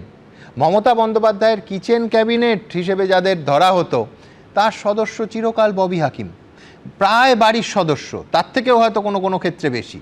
কাউন্সিলর হওয়ারও অনেক আগে থেকে মমতা বন্দ্যোপাধ্যায়ের সঙ্গে রাজনীতি করছেন। সেই ববি হাকিম আজ বিরোধী দলনেতার ঘরে গিয়ে ঋতব্রত বন্দ্যোপাধ্যায়ের সঙ্গে বৈঠক করছেন। ইঙ্গিতটা অত্যন্ত স্পষ্ট, তাকে বলতে হবে না, ইঙ্গিত স্পষ্ট। আবার উল্টো দিকে যাদের হাতে করে মমতা বন্দ্যোপাধ্যায় ক্ষমতার কাছাকাছি এনেছেন, নেতা কিংবা নেত্রী বানিয়েছেন, এই জুন মালিয়া বলুন, শতাব্দী রায় বলুন, প্রসূন ব্যানার্জি বলুন, দেব, তারা স্পষ্টতই একেবারে অন্য শিবিরে আছেন। আজকে একেবারে এই 20 জনের উপস্থিতি এবং চিঠিতে স্পষ্ট হয়ে গেছে। এর কারণ কি সত্যিই শুধু অভিষেক বন্দ্যোপাধ্যায়, নাকি এর সঙ্গে মমতা বন্দ্যোপাধ্যায়েরও কারণ? একই সঙ্গে দুজনে কারণ, নাকি আসল কারণ অন্য কিছু? শুভমদা কি বলেন? শুনবো, এই কারণ তো এক্স্যাক্টলি বলা খুব শক্ত, তবে এতবার করে যে প্রাক্তন শব্দ আসছে না, মানে সারা কলকাতার সমস্ত প্রেমিক পুরুষের বুক চিনচিন করছে। আমার তো বারবার মনে পড়ছে, শহর জুড়ে যেন প্রেমের মরশুম, আলোতে মাখামাখি আমাদের গ্রিন রুম, কখনো নেমে আসে অচেনা প্যারাসুট, তোমাকে ভালোবেসে আমাদের চিরকুট। তো যাই হোক, এই প্রাক্তন, এই পুরনো কথাবার্তা, পুরনো ভাবনা, দল ছেড়ে চলে যাওয়া, কে কার কাছে ছিলেন, দূরে সরে যাচ্ছেন, এর মধ্যে কিন্তু আমার বারবার করে একটা জিনিস মনে পড়ছে যে 1977 ইন্দিরা গান্ধী হারলেন, তারপরের গল্প শুনেছি ইন্দিরা গান্ধীর পাশে কেউ নেই। প্রণব মুখার্জি দিল্লিতে তখন, ইন্দিরা গান্ধী আর প্রণব মুখার্জি অনেকটা পিসি ভাইপোও বলতে পারেন, তারা ঘুরে বেড়াচ্ছেন সারা ভারতে, এবং সেখান থেকে ইন্দিরা গান্ধীর উত্থান। কারণ সেই রাজনীতির মধ্যে একটা আভিজাত্য ছিল, সেই রাজনীতির মধ্যে একটা মতাদর্শ ছিল, সেখান থেকে সেই লড়াইয়ে ফিরে আসা ছিল। বারবার করে প্রশ্ন উঠবে, যখন মমতা বন্দ্যোপাধ্যায় সে 98-তে বিজেপির কোনো নেতা বলেন তারাই সৃষ্টি করলেন, তার মূল উদ্দেশ্যটা কোন জায়গায় ছিল? সিপিআইএমকে সরাতে হবে। একদম বহু বছর আছে, যৌক্তিক ব্যাপার। কিন্তু সেখান থেকে আস্তে আস্তে যখন 2008 পঞ্চায়েত, 2009 লোকসভা, 2011, তখন কিন্তু গৌতম দেব প্রচুর ছেঁড়া কাগজ পুড়ে যাওয়া দেখাচ্ছেন। তৃণমূলের জন্ম লগ্ন থেকে দুর্নীতি, এবং এই পরিভাষা হয়ে গেল কুপন কেলেঙ্কারি একেবারেই। এবং এই জায়গাটা কিন্তু বারবার আসবে, যেটা সারা ভারত জুড়ে বিজেপি সম্পর্কে রাজনৈতিক আলোচনায় বিশ্লেষণ করতেই হবে। আজকে বিজেপির সব ভালো পশ্চিমবঙ্গে, এবং সত্যিকারের মানে আজকে যে উন্নয়নের স্বপ্ন আমরা দেখছি, একমাত্র অনুব্রত মণ্ডলের ওই চোখে ঝিলমিল লেগে যাবে ওই গোছের উন্নয়ন রাস্তায় গোটা দাঁড় করিয়ে না দিলে আমার মনে হয় বিজেপি তার মতাদর্শ নিয়ে, আমি সেটাই আসছি, তার মতাদর্শ নিয়ে একটা উন্নয়নের কাজ হয়তো করতে পারে। কিন্তু তৃণমূল কংগ্রেসের যে দুর্নীতির জায়গা, এবং দীর্ঘ সময় আপনি তৃণমূল কংগ্রেসের প্রথম রাজত্ব ভাবুন, 2011 থেকে 16, 2016 ভোটের আগেই ভিডিও বেরিয়ে গেল, সে তো বিজেপিরই আকাশ পাতায়, তাই না? এবং ক্ষমতা আসার কদিনের মধ্যে আপনার ত্রিফলা কেলেঙ্কারি দিনের পর দিন শো করেছে। এবং এইখানে যেটা বলতে হবে যে সব কিছুর জন্য অভিষেক বাবু দায়ী, যত দোস্তার নন্দ ঘোষ, এইভাবে বললে এটা খুব সহজ হয়ে যায়। হ্যাঁ, অভিষেক বাবুর রাজনৈতিক সেভাবে কোনো পরিপক্কতা ছিল না, তিনি দলে এসছেন, একটা কোম্পানি, অনেক বড় বড় কোম্পানিতে বয়স্ক লোকরা তাদের ছেলে মেয়েদের সিইও টিও করে আনেন, পিসি ভাইপোর মতনই ভাইপোদের আনেন, ভাইজিকে আনেন, এবং টোটাল ক্যাওস হয় তারপর কোম্পানিতে। সেই ক্যাওসে একটা জায়গা তৈরি হয়েছে। কিন্তু মমতা বন্দ্যোপাধ্যায় কি করেছেন? তিনি দীর্ঘ সময় ধরে বাংলার সংস্কৃতিকে একেবারে ধ্বংস করেছেন। তার চারপাশের লোকজন তার ওই বাজে কবিতা লেখা ওগুলোকে নিয়ে হইচই করেছে। একই সঙ্গে চোখের সামনে এই দুর্নীতি তিনি দেখতে পাননি, এটা হতে পারে। এবং এই দুর্নীতির কথা বিজেপি রাষ্ট্রে এত বড় শাসনে ছিল 2014 থেকে, তারা জানতো না? হতে পারে। তারা তাদের রাজনৈতিক সুবিধা তো নেবেই, কেননা সংসদীয় গণতন্ত্র। বিজেপি হঠাৎ করে তারা তো রাজনীতিতে জিততে চায় এবার, ফলে সেই জায়গাটা চেষ্টা করেছে, পারেনি, 26-এ পারলো। এবার দ্বিতীয় যে জায়গাটা, সেটা হচ্ছে এই যে তৃণমূল থেকে বিজেপিতে যাওয়া, মানে যেটা বিরাট সমস্যা হয়ে যাচ্ছে। এই যে মানে শ্রমিকদাও বলেছেন, মানে শ্রমিক ভট্টাচার্য মহাশয় ভালো তৃণমূল, মানে বাজারে গিয়ে হিমসাগর কেনার সময় দেখবেন 60, 80, 100 থাকে। এবার আজকে সকালবেলা আমার হয়েছে, আমি মানে ভালো হিমসাগর বলতে গিয়ে বলছি ভালো তৃণমূল পাওয়া যাবে, মানে কি করা যাবে? মানে আমরা তো সারাক্ষণই ভালো তৃণমূল, খারাপ তৃণমূল, ফলে এই শব্দটা আমাদের সব সময় মিশে যাচ্ছে আমাদের কথার মধ্যে। এবং এই জায়গা থেকে বিজেপি আর তৃণমূলের যে সম্পর্ক, সেখানে তো সত্যি তো ব্রহ্মার অংশ তো আমরা সবাই, আমরা জগতে আসি আবার ফিরে ব্রহ্মার সঙ্গে মিশি। সেইভাবে সেই অঙ্ক দেখলে বিজেপির থেকে যদি সৃষ্টি ধরে নি, তারা সৃষ্টির সময় সাহায্য করেন। আজকে তৃণমূল খুব স্বাভাবিকভাবে যদি এনডিএতে গিয়ে মেশে বা বিজেপিতে গিয়ে মেশে, তাহলে আমাদের যে আগের যে সেটিং তত্ত্ব প্রচুর লোক গালিগালাজ করেছেন, আমরা অন্তত বলতে পারবো যা বাবা আমরা দেখতে পেয়েছি বিজেপিতে গিয়ে মিশবে। আর এই 29শে 20 আপনি দেখবেন গত 2 সপ্তাহ ধরে আমরা বারবার এই 29শে 20 বলেছি। এখন কয়েকটা বোঝা যাচ্ছে না, যেমন ধরুন তৃণমূল থেকে কংগ্রেসে যাওয়া, এই আলোচনাটা কিন্তু এড়িয়ে গেলে চলবে না। মহুয়া মৈত্রর সম্ভাবনা আছে, যেটা সিরিয়াস।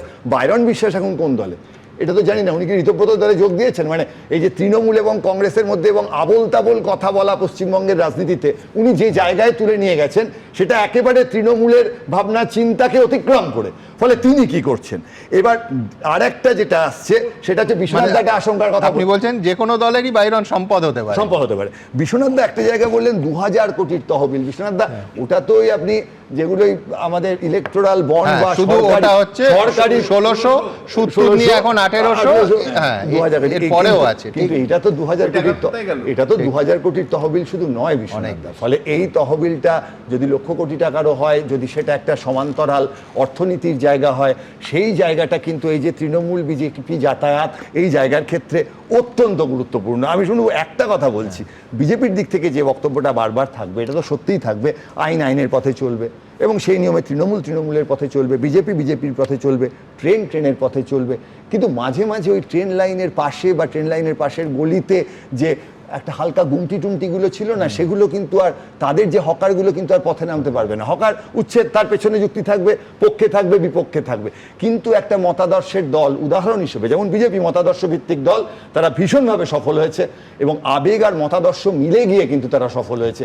একই রকমভাবে সিপিএমের তো 0 ছিল, 1 ছিল, তারা তো যাদবপুরে গিয়ে মাথা টাথা কয়েকজনের ফেটেছে। তো ফলে Arrest এই যে- হয়েছে, সৃজন arrest arrest হয়েছেন, তারা বেরিয়ে এসছেন। ফলে এই জায়গাটায় কিন্তু বারবার হচ্ছে যে মতাদর্শের রাজনীতির একটা ক্ষেত্র যদি সত্যিকারের পশ্চিমবঙ্গে আজকে এই তৃণমূল বিদায়ের পর সম্পন্ন হয়, দক্ষিণপন্থা এবং বামপন্থা গোটা পৃথিবীর যে রাজনীতির তত্ত্ব তার মধ্যে পড়ে, সেই লড়াই চিরন্তন, ভালো খারাপ এগুলো পরের কথা।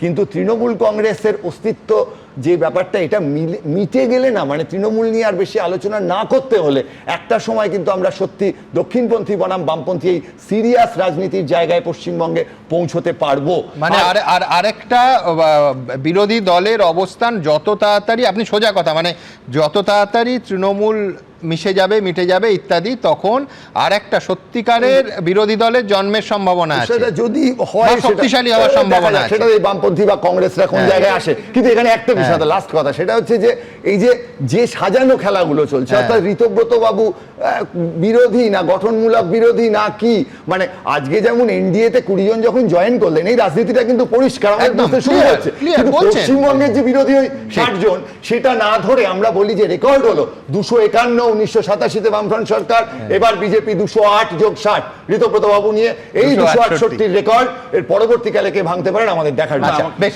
আমি আসবো, কিন্তু তার আগে দ্রুত, যেহেতু একেবারে উন্নয়নের কথা বললাম, আমি বলছি যে অর্থের যে হিসেবটা বিস্তারিতভাবে আমরা এই হিসেবটা তুলছি, এবং আগামী কালই হয়তো এই নিয়ে আলাদা আমি অনুষ্ঠান, আলাদা সেগমেন্ট করব, যে তৃণমূলের আসল তৃণমূল, নকল তৃণমূল, কে আসল কে নকল, এই নিয়ে লড়াই তো চলবে। আমি নিশ্চিত যে এটা নির্বাচন কমিশন এবং কোর্টেও এই লড়াই যাবে। কিন্তু সোজা কথা, ফান্ড কত, ফান্ডের দখল, মানে আমাদের মোটামুটি সবার চিন্তা ভাবনার বাইরে আঞ্চলিক দল হিসেবে তৃণমূল কংগ্রেসের যে অর্থ ভাণ্ডার, সোজা কথা, যে অর্থ ভাণ্ডার তৃণমূলের আছে, সেটার মালিক এখন কারা? এই প্রকৃত তৃণমূলরা নাকি আদি তৃণমূল? সংখ্যালঘু তৃণমূল নাকি সংখ্যাগুরু তৃণমূল? আমি জানি না। সংখ্যালঘু এবং সংখ্যাগুরু কিন্তু দলের সদস্য, সাংসদ বা বিধায়কের সংখ্যার হিসেবে বললাম, ধর্মের হিসেবে নয়। কিন্তু এখানে যেহেতু শুভময়দা উন্নয়নের কথা বললেন, দেখুন উন্নয়ন নিয়ে অনেকে আশাবাদী হচ্ছেন। এমনকি আজকে দেখছিলাম প্রয়াত মুখ্যমন্ত্রী, প্রাক্তন মুখ্যমন্ত্রী বুদ্ধদেব ভট্টাচার্যের স্ত্রী মীরা ভট্টাচার্য, তিনিও বলছেন যে মুখ্যমন্ত্রী যেটুকু করছেন, শুভেন্দু অধিকারী যা করেছেন, তাতে তিনি আশাবাদী। কি বলেছেন তিনি, খুব ইন্টারেস্টিং, দেখুন। প্রায় 1 মাসের হতে চলল সরকার এসেছে, হয়ে গেছে, তো এই সরকারটাকে আপনি কেমনভাবে দেখছেন? যে সরকারই হোক, যদি পশ্চিমবঙ্গের জন্য যারা ভালো করবে, তারা সবসময় আমাদের কাছে, মানে কি বলবো, আমি তাদের অসংখ্য ধন্যবাদ জানাই। যে শিল্প করতে হবে, কৃষির উন্নতি করতে হবে, মানুষের হাতে কাজের ব্যবস্থা করতে হবে, এখন কি নতুন করে এই কথাগুলো বর্তমান মুখ্যমন্ত্রীর কাছ থেকে আপনি শুনতে পাচ্ছেন? দেখুন, শিল্প ভাবনা, কৃষি ভাবনা, এগুলো তো এর মধ্যে থাকবেই। মুখে না বললেও হয়তো উনি এগুলোর জন্যও ভেবেছেন। যেটুকু করেছেন তাতে আমি এখনো আশাবাদী। শুভেন্দু অধিকারীর সঙ্গে আপনার মানে কোনো ঘটনা বা কোনো বিষয়, কখনো কোনো কথা হওয়া, এরকম কিছু আছে?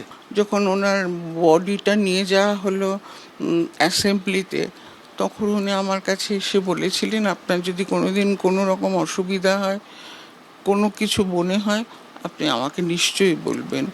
তা ওই সময় ওই কথাটা নিশ্চয়ই ভালো লেগেছিল। অবশ্যই।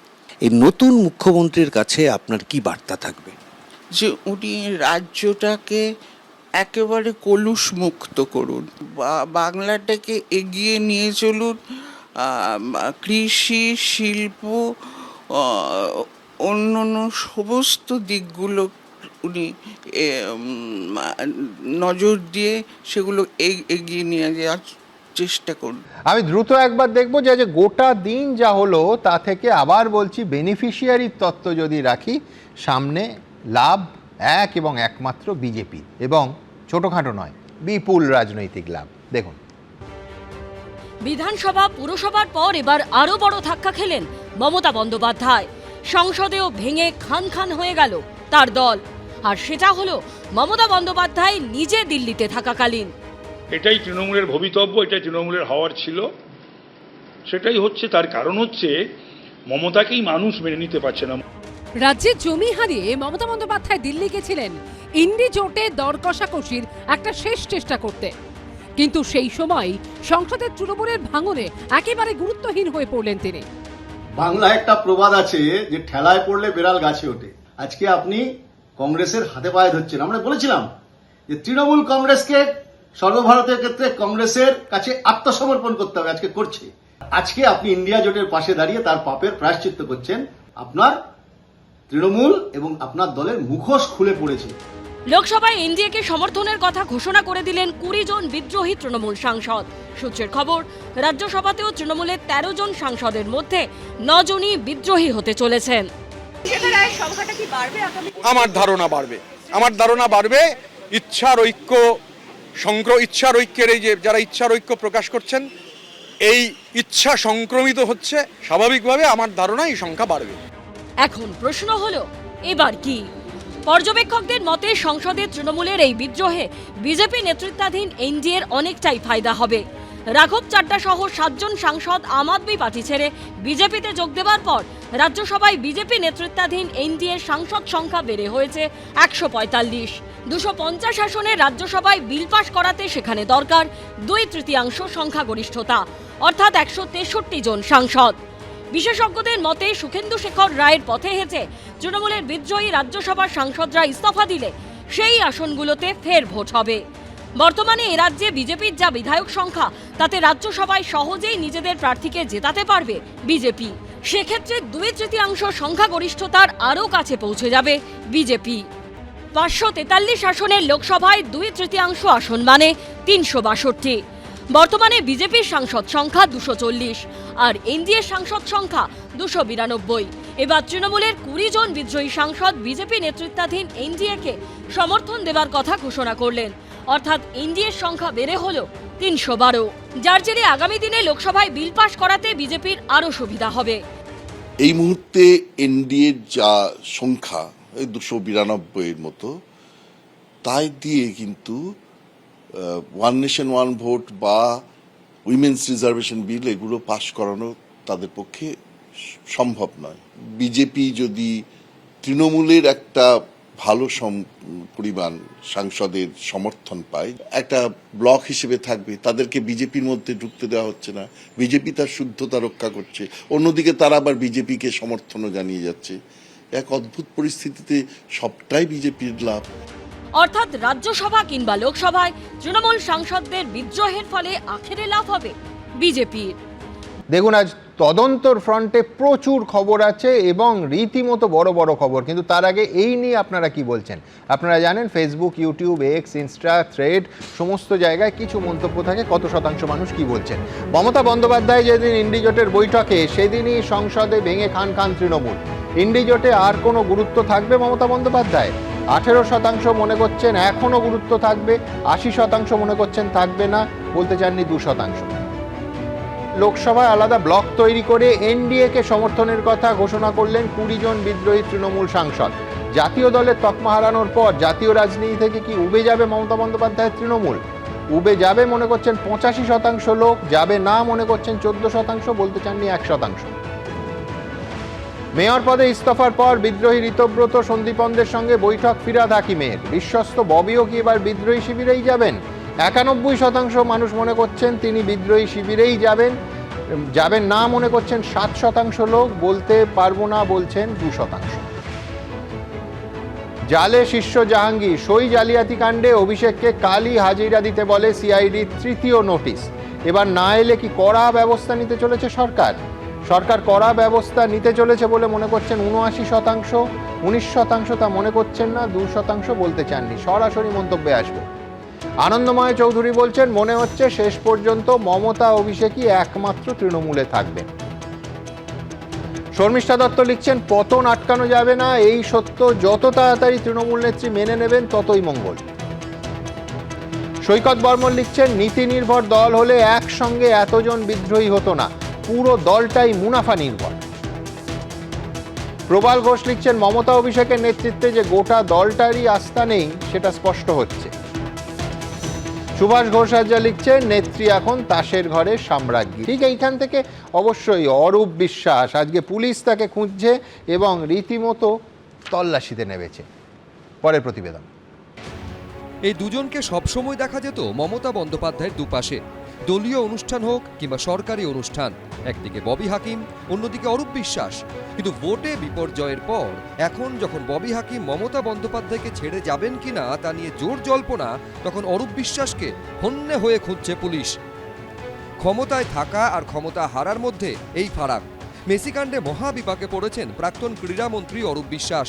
বৃহস্পতিবারের পর সোমবারও তলব এড়ানোয় তাকে খুঁজছে পুলিশ। আর এদিনই রক্ষা কবচ চেয়ে তার দ্রুত শুনানির আর্জি খারিজ করে দিয়েছে কলকাতা হাইকোর্ট। ফলে জোড়া চাপে প্রাক্তন ক্রীড়ামন্ত্রী। যুব ভারতীতে মেসির অনুষ্ঠানে বিশৃঙ্খলার ঘটনায় অরূপ বিশ্বাসের বিরুদ্ধে জামিন অযোগ্য ধারায় মামলা রুজু হয়েছে। এই মামলায় বৃহস্পতিবার থানায় তলব করা হলেও হাজিরা দেননি তিনি। এই পরিস্থিতিতে রবিবার তার বাড়িতে পৌঁছে যায় নিউ আলিপুর থানার পুলিশ।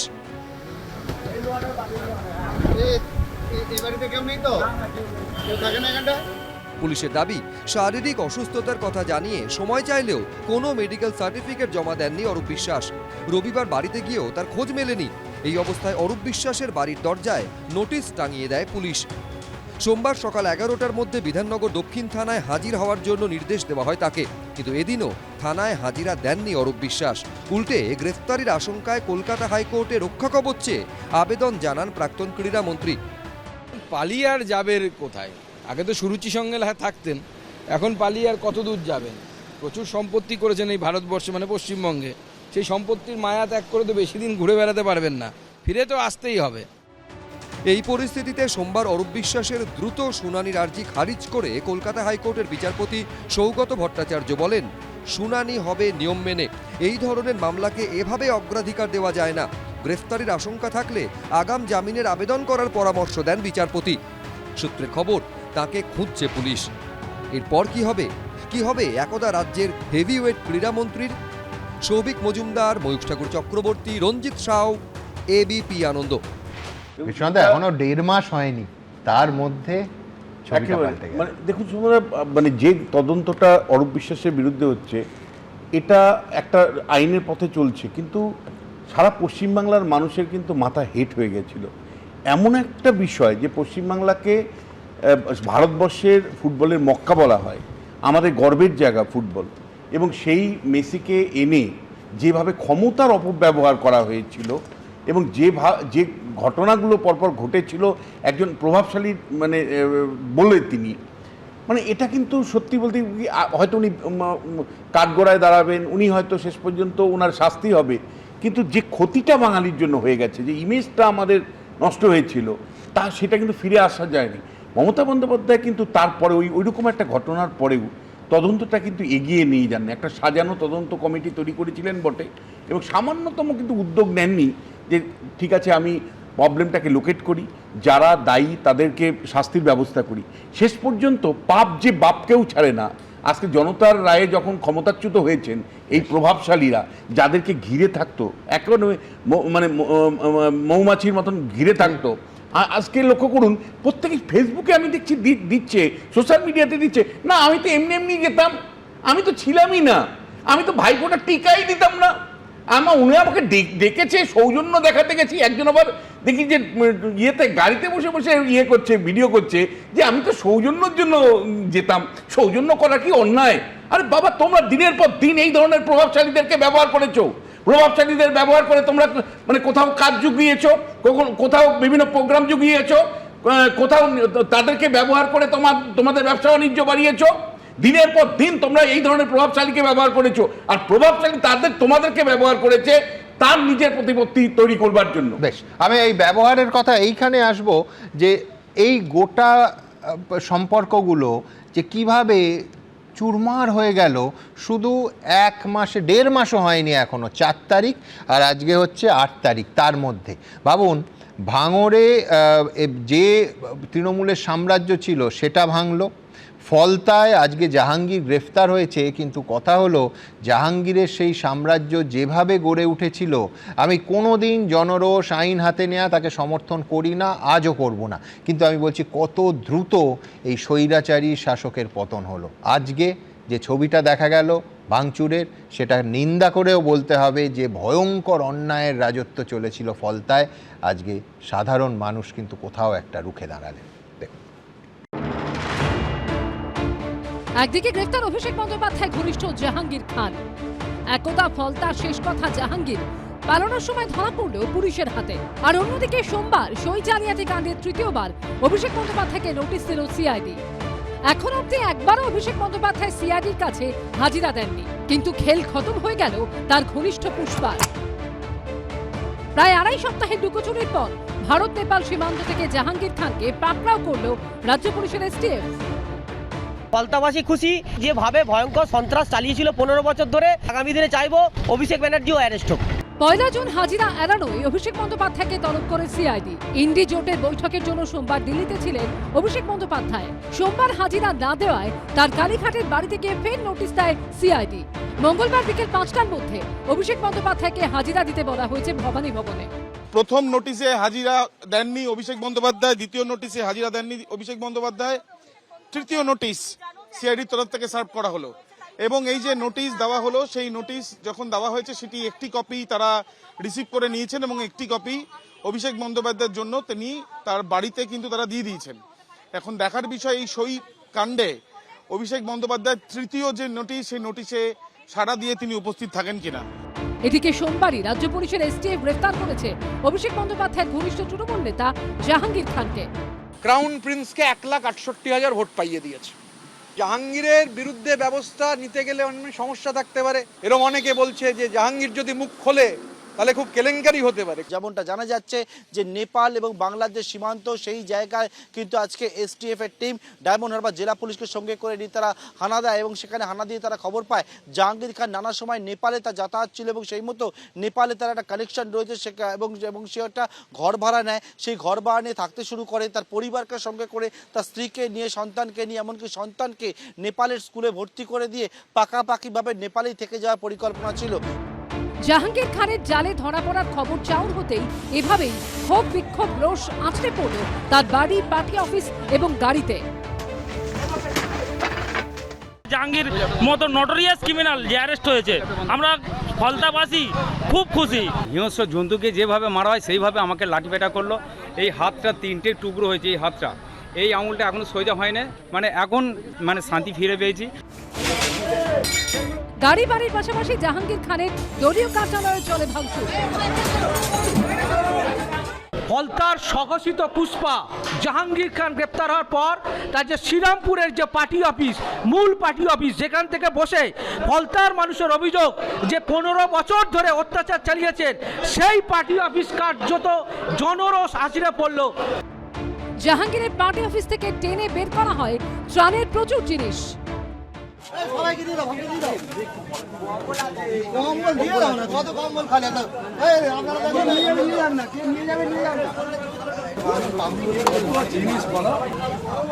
পনেরো বছর ধরে ফলতার মানুষকে কপালে বন্দুক ঠেকিয়ে ভোট দিতে দেয়নি, ভয় দেখিয়েছে, সবার শাস্তি হবে এবং তার বসেরও হবে। শুধু পুষ্পার নয়, পুষ্পার যে বস আছে তারও শাস্তি হবে। অপেক্ষা করুন। গড়াদের পিছনে জাহাঙ্গীর খান, আর কি চমক অপেক্ষা করছে? পার্থপ্রতিম ঘোষ, গৌতম মণ্ডল ও আবির দত্ত রিপোর্ট, এবিপি আনন্দ। দেখুন, যাকে এবং যাদের কেন্দ্র করে এই এতক্ষণ ধরে আমরা আলোচনা করছি, একেবারে কেন্দ্রবিন্দুতে যিনি, কাকলি ঘোষ দস্তিদার, এই মুহূর্তে দিল্লি থেকে সরাসরি এই অনুষ্ঠানে যোগ দিয়েছেন। কাকলিদি, প্রথম প্রশ্ন তো লোকে বলছে আপনিই কিংমেকার, এই গোটা বিষয়টার উদ্যোগী নাকি আপনি?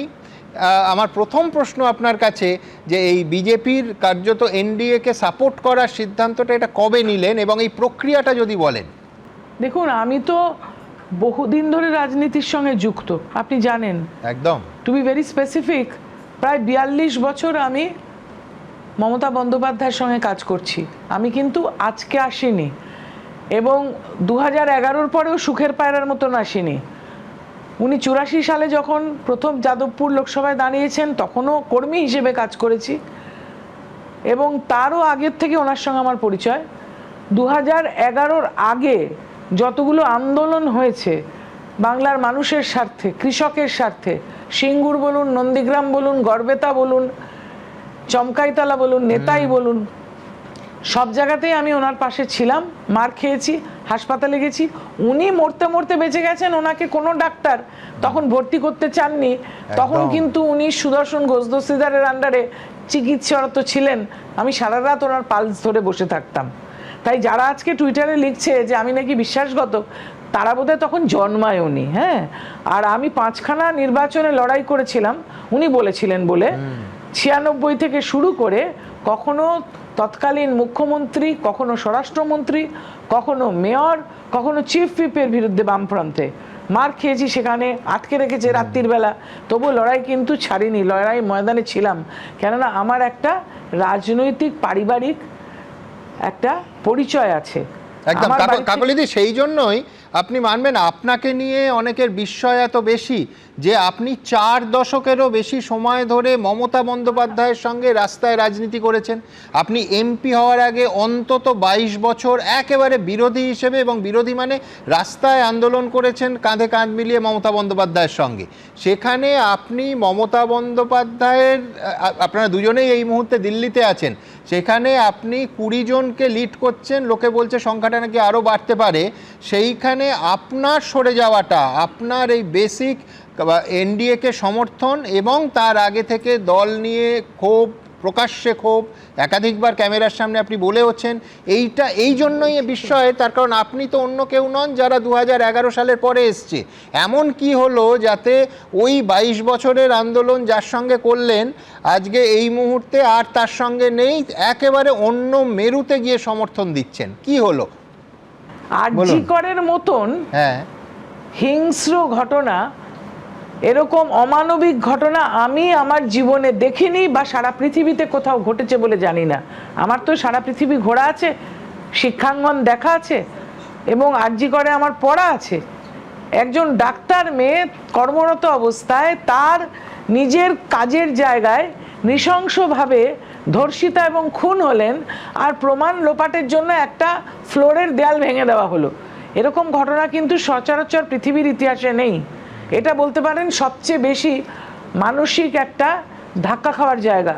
এছাড়া বাংলার যে অনুন্নয়ন, বাংলাতে যে শিল্প আসেনি, এবং বাংলার থেকে লাখো লাখো শ্রমজীবী মানুষ বাইরের রাজ্যে কাজ করতে বাধ্য হচ্ছেন, এখানে যে শিক্ষা ক্ষেত্রে, নিয়োগ ক্ষেত্রে, স্বাস্থ্য ক্ষেত্রে যে অন্যায় হয়েছে, অনৈতিক আচরণ হয়েছে, তার বিরুদ্ধে আস্তে আস্তে করে আমাকে চিন্তা করতে বাধ্য করেছে পরিস্থিতি। আমার মতনই বাকি যে আরো 20 জন রয়েছে আমার সঙ্গে আজকে সই করেছেন, সবাই এটা নিয়ে আলোচনা করত, কিন্তু নির্বাচন সামনে ছিল বলে আমি কিন্তু মুখ খুলিনি। 2026-এ আমি চাইছিলাম এবং আমি বিশ্বাস করতাম যে দল আবার জিতবে, চতুর্থবার মুখ্যমন্ত্রী হবেন মমতা বন্দ্যোপাধ্যায়। কিন্তু জনাদেশ তার বিরুদ্ধে গেছে, দলের বিরুদ্ধে গেছে। বাংলার মানুষ বুঝিয়ে দিয়েছেন যে আমাদের মনে যে দুঃখ, বেদনা, ক্ষোভ, অন্যায়ের প্রতি প্রতিবাদ করার যে স্পৃহা, বাংলার মানুষেরও কিন্তু তাই। তাহলে কাকলিদি, উনি যদি আবার বিপুল সমর্থনে বা সংখ্যাগরিষ্ঠ আসন জোগাড় করতে পারতেন, তাহলে আপনারা এই ইস্যুগুলো, যেগুলো আমি আপনার সঙ্গে সম্পূর্ণ একমত, অত্যন্ত জেনুইন ইস্যু এবং মানুষ খুব কষ্ট পাচ্ছেন এবং পেয়েছেন সেই সময়, সেইগুলো নিয়ে সরব হতেন না। এটা ভুল কথা। মানুষ বড় কাঁদছে, তাই জন্যই মানুষের পাশে এখন থাকা। আগামী দিনে কি হবে সেটা তো আমরা জানি না, কেননা একটা সরকার ক্ষমতায় থাকলে তার পুরোধা হিসেবে মানুষের স্বার্থে যতটা কাজ সুষ্ঠুভাবে করা যায় এবং অর্থনৈতিক দুর্নীতির মধ্যে না জড়িয়ে পড়ে দলটা যদি সামনের দিকে যেত, তাহলে একটা অন্য পরিস্থিতি হতো। কিন্তু যে জায়গায় আমরা আজকে দেখতে পাচ্ছি পঞ্চায়েত স্তর থেকে উঠে এসে, কাউন্সিলর স্তর থেকে উঠে এসে অর্থনৈতিক যে অন্যায় তাতে জড়িয়ে পড়েছে, তাতে করে আমি লজ্জিত। এবং এত বছরের যে লড়াই, সেই লড়াইকে সম্মান দিতে মানুষের স্বার্থে এবং দেশের স্বার্থে, দেশকে সুরক্ষিত রাখতে, আজকে কিন্তু দেশেরও একটা বিপদ আছে, মাথায় রাখতে হবে। সব কিছুকে একসঙ্গে করে আমরা মানুষ এবং দেশের স্বার্থে কাজ করার উদ্দেশ্যে একত্রিত হয়েছি। এখানে কে জিতে বসে আছে বা কে জেতেনি এটা বড় নয়, দেশটাই কিন্তু বড়। বেশ কাকলিদি, এখানে আমার পরের প্রশ্ন থাকবে স্পেসিফিক প্রশ্ন, যে আজকে ভূপেন্দ্র যাদবের বাড়িতে এই যে মিটিং, দুটো প্রশ্ন, সেটার অ্যারেঞ্জ কে করলো? মানে আপনারা বিজেপির সঙ্গে যোগাযোগ করেছিলেন নাকি বিজেপি থেকে আপনার সঙ্গে যোগাযোগ করা হলো আপনাদের সঙ্গে? এবং দ্বিতীয় প্রশ্ন, সংখ্যার বিচারে খুব গুরুত্বপূর্ণ প্রশ্ন, অনেকে বলছেন যে এই সংখ্যাটা আপনি যাদের নেতৃত্ব দিচ্ছেন এটা 20-তে থেমে থাকবে না, এটা আরও বাড়তে পারে। তো এই দুটো পরপর প্রশ্ন, কারা আগে যোগাযোগ করলো? দেখুন, মনে যে দুঃখটা, আমাদের মনে যে ব্যর্থতা মানুষের স্বার্থে কাজ করার, এবং রাজনৈতিক পরিসরে আমরা যেভাবে আহত হয়েছি, বিশেষ করে আমি আমার কথা বলতে পারি, আমার 67 বছর বয়স, আমি 40 বছরের বেশি মমতা বন্দ্যোপাধ্যায়ের সঙ্গে কাজ করেছি, লড়াই সংগ্রামের মধ্যে দিয়ে এখানে এসেছি, আমি সুখের পায়রা নই কিন্তু। এবং সেই জায়গায় দাঁড়িয়ে যখন দেখতে পাচ্ছি যে অন্যায় ভরে গেছে, তখন কিন্তু আমার যে মনের দুঃখটা, এই দুঃখটা যখন অন্যান্য সতীর্থদের মধ্যেও দেখলাম, আমরা সবাই মিলেই সিদ্ধান্ত নিলাম যে আমাদের কিন্তু কেন্দ্রীয় সরকার এবং রাজ্য সরকারের সঙ্গে সহযোগিতা করে এলাকার উন্নয়ন এবং আমাদের রাজ্যের উন্নয়ন এবং দেশের সুরক্ষা মাথায় রাখা উচিত। আমরা সেই জন্য ওই চিঠিটা দিয়েছি যে আমরা আলাদা বসে আলাদা কাজ করতে চাই। এবং অন্য যে প্রশ্নটা আপনি বললেন যে কে যোগাযোগ করেছে, এই যোগাযোগটা কিন্তু অ্যাকচুয়ালি আমাদের যিনি মুখ্যমন্ত্রী মাননীয় শুভেন্দু অধিকারী, তিনি সবার সঙ্গে যোগাযোগ করেছেন। আর আমার মনের দুঃখটা জানতে পেরে তারপরে এরা আবার এদের মধ্যে থেকে যারা 20 জন, তার মধ্যে থেকে আমার সঙ্গে যোগাযোগ করা হয়েছে। এবং যেহেতু আমি দলের এখানে মুখ্য সচেতক, সেই চিঠিটা আমার নামে গেছে, 20 জন সই করেছে, এবং এতে কিন্তু আমরা সাধুবাদই পাচ্ছি। আর আরও যারা আছেন তারাও যোগাযোগ করছেন। মানে সংখ্যাটা 20 থেকে বাড়তে পারে, আরও বাড়তে পারে। কাকলিদি, আপনি খুব গুরুত্বপূর্ণ একটা কথা বললেন যে শুভেন্দু অধিকারী নিজে যোগাযোগ করেছিলেন। আমি এখানে আমার পরের প্রশ্ন রাখবো, সেটা হচ্ছে আপনারা একেবারে সংখ্যার বিচারে সংখ্যাগরিষ্ঠ এই মুহূর্তে আপনার সঙ্গে, তো এবার কি সিম্বলের দাবি করবেন বা আসল তৃণমূল বলে আপনারা দাবি করবেন? এইটা কিভাবে ভাবছেন? দেখুন, কোনো কিছু আসল নকল হয় না। মানুষের সাথে কাজ করতে গেলে কোনো পোস্ট ছাড়াও কাজ করা যায়, কিন্তু আমরা মানুষের দ্বারা নির্বাচিত এবং মানুষের মতামত আমরা গত নির্বাচনে জানতে পেরেছি, সেই মতামতকে সম্মান জানানো হয়েছে। আমরা আগে কাজ তো করি, তারপরে কি আমরা পরে যেরকম সময় বদলাবে আমরা চিন্তা ভাবনা করব। আমি বলছি যে আপনারা খুব পরিষ্কার বলেছেন যে এনডিএর কে আপনারা সমর্থন করবেন। একটু যদি এই ভাবনাটা ক্ল্যারিফাই করেন যে ধরুন খুব গুরুত্বপূর্ণ মহিলা সংরক্ষণ বিল আছে, তারপরে এক দেশ এক ভোট বিল আছে, এই বিলগুলোর ক্ষেত্রে আপনাদের অবস্থান আপনারা কি এখন মানে স্থির করে নিয়েছেন? যখন বিল আসবে তখন দেখবো, এখন তো সংসদে অধিবেশন নেই, অধিবেশনে কি আসবে দেখে নিয়ে চিন্তা ভাবনা করা হবে। আজ তো সবে চিঠিটা দেওয়া হয়েছে।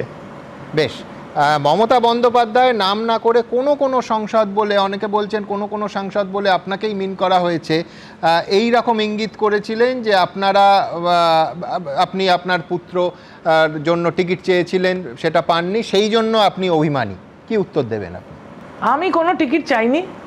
আইপ্যাক বাড়ি বাড়ি ঘুরে লোককে বলেছিল কাজ করতে, বছর 2 ধরে তাদেরকে দিয়ে কাজ করানো হয়েছে। ও শুধু নয়, 70 জন বিধায়ক, সিটিং বিধায়কের নাম কাটা হয়েছে, 70 জন বিধায়ক, এবং 70 জন যারা কাজ করছিল এলাকায় সসম্মানে গৌরবের সাথে, তাদেরকে নমিনেশন দেওয়া হয়নি এবং সবটা করেছে আইপ্যাক। এই সর্বনাশটা পার্টির হয়েছে আইপ্যাকের জন্য। আইপ্যাকের মতন সংস্থা একটা পার্টি তুলে দেওয়ার পক্ষে যথেষ্ট।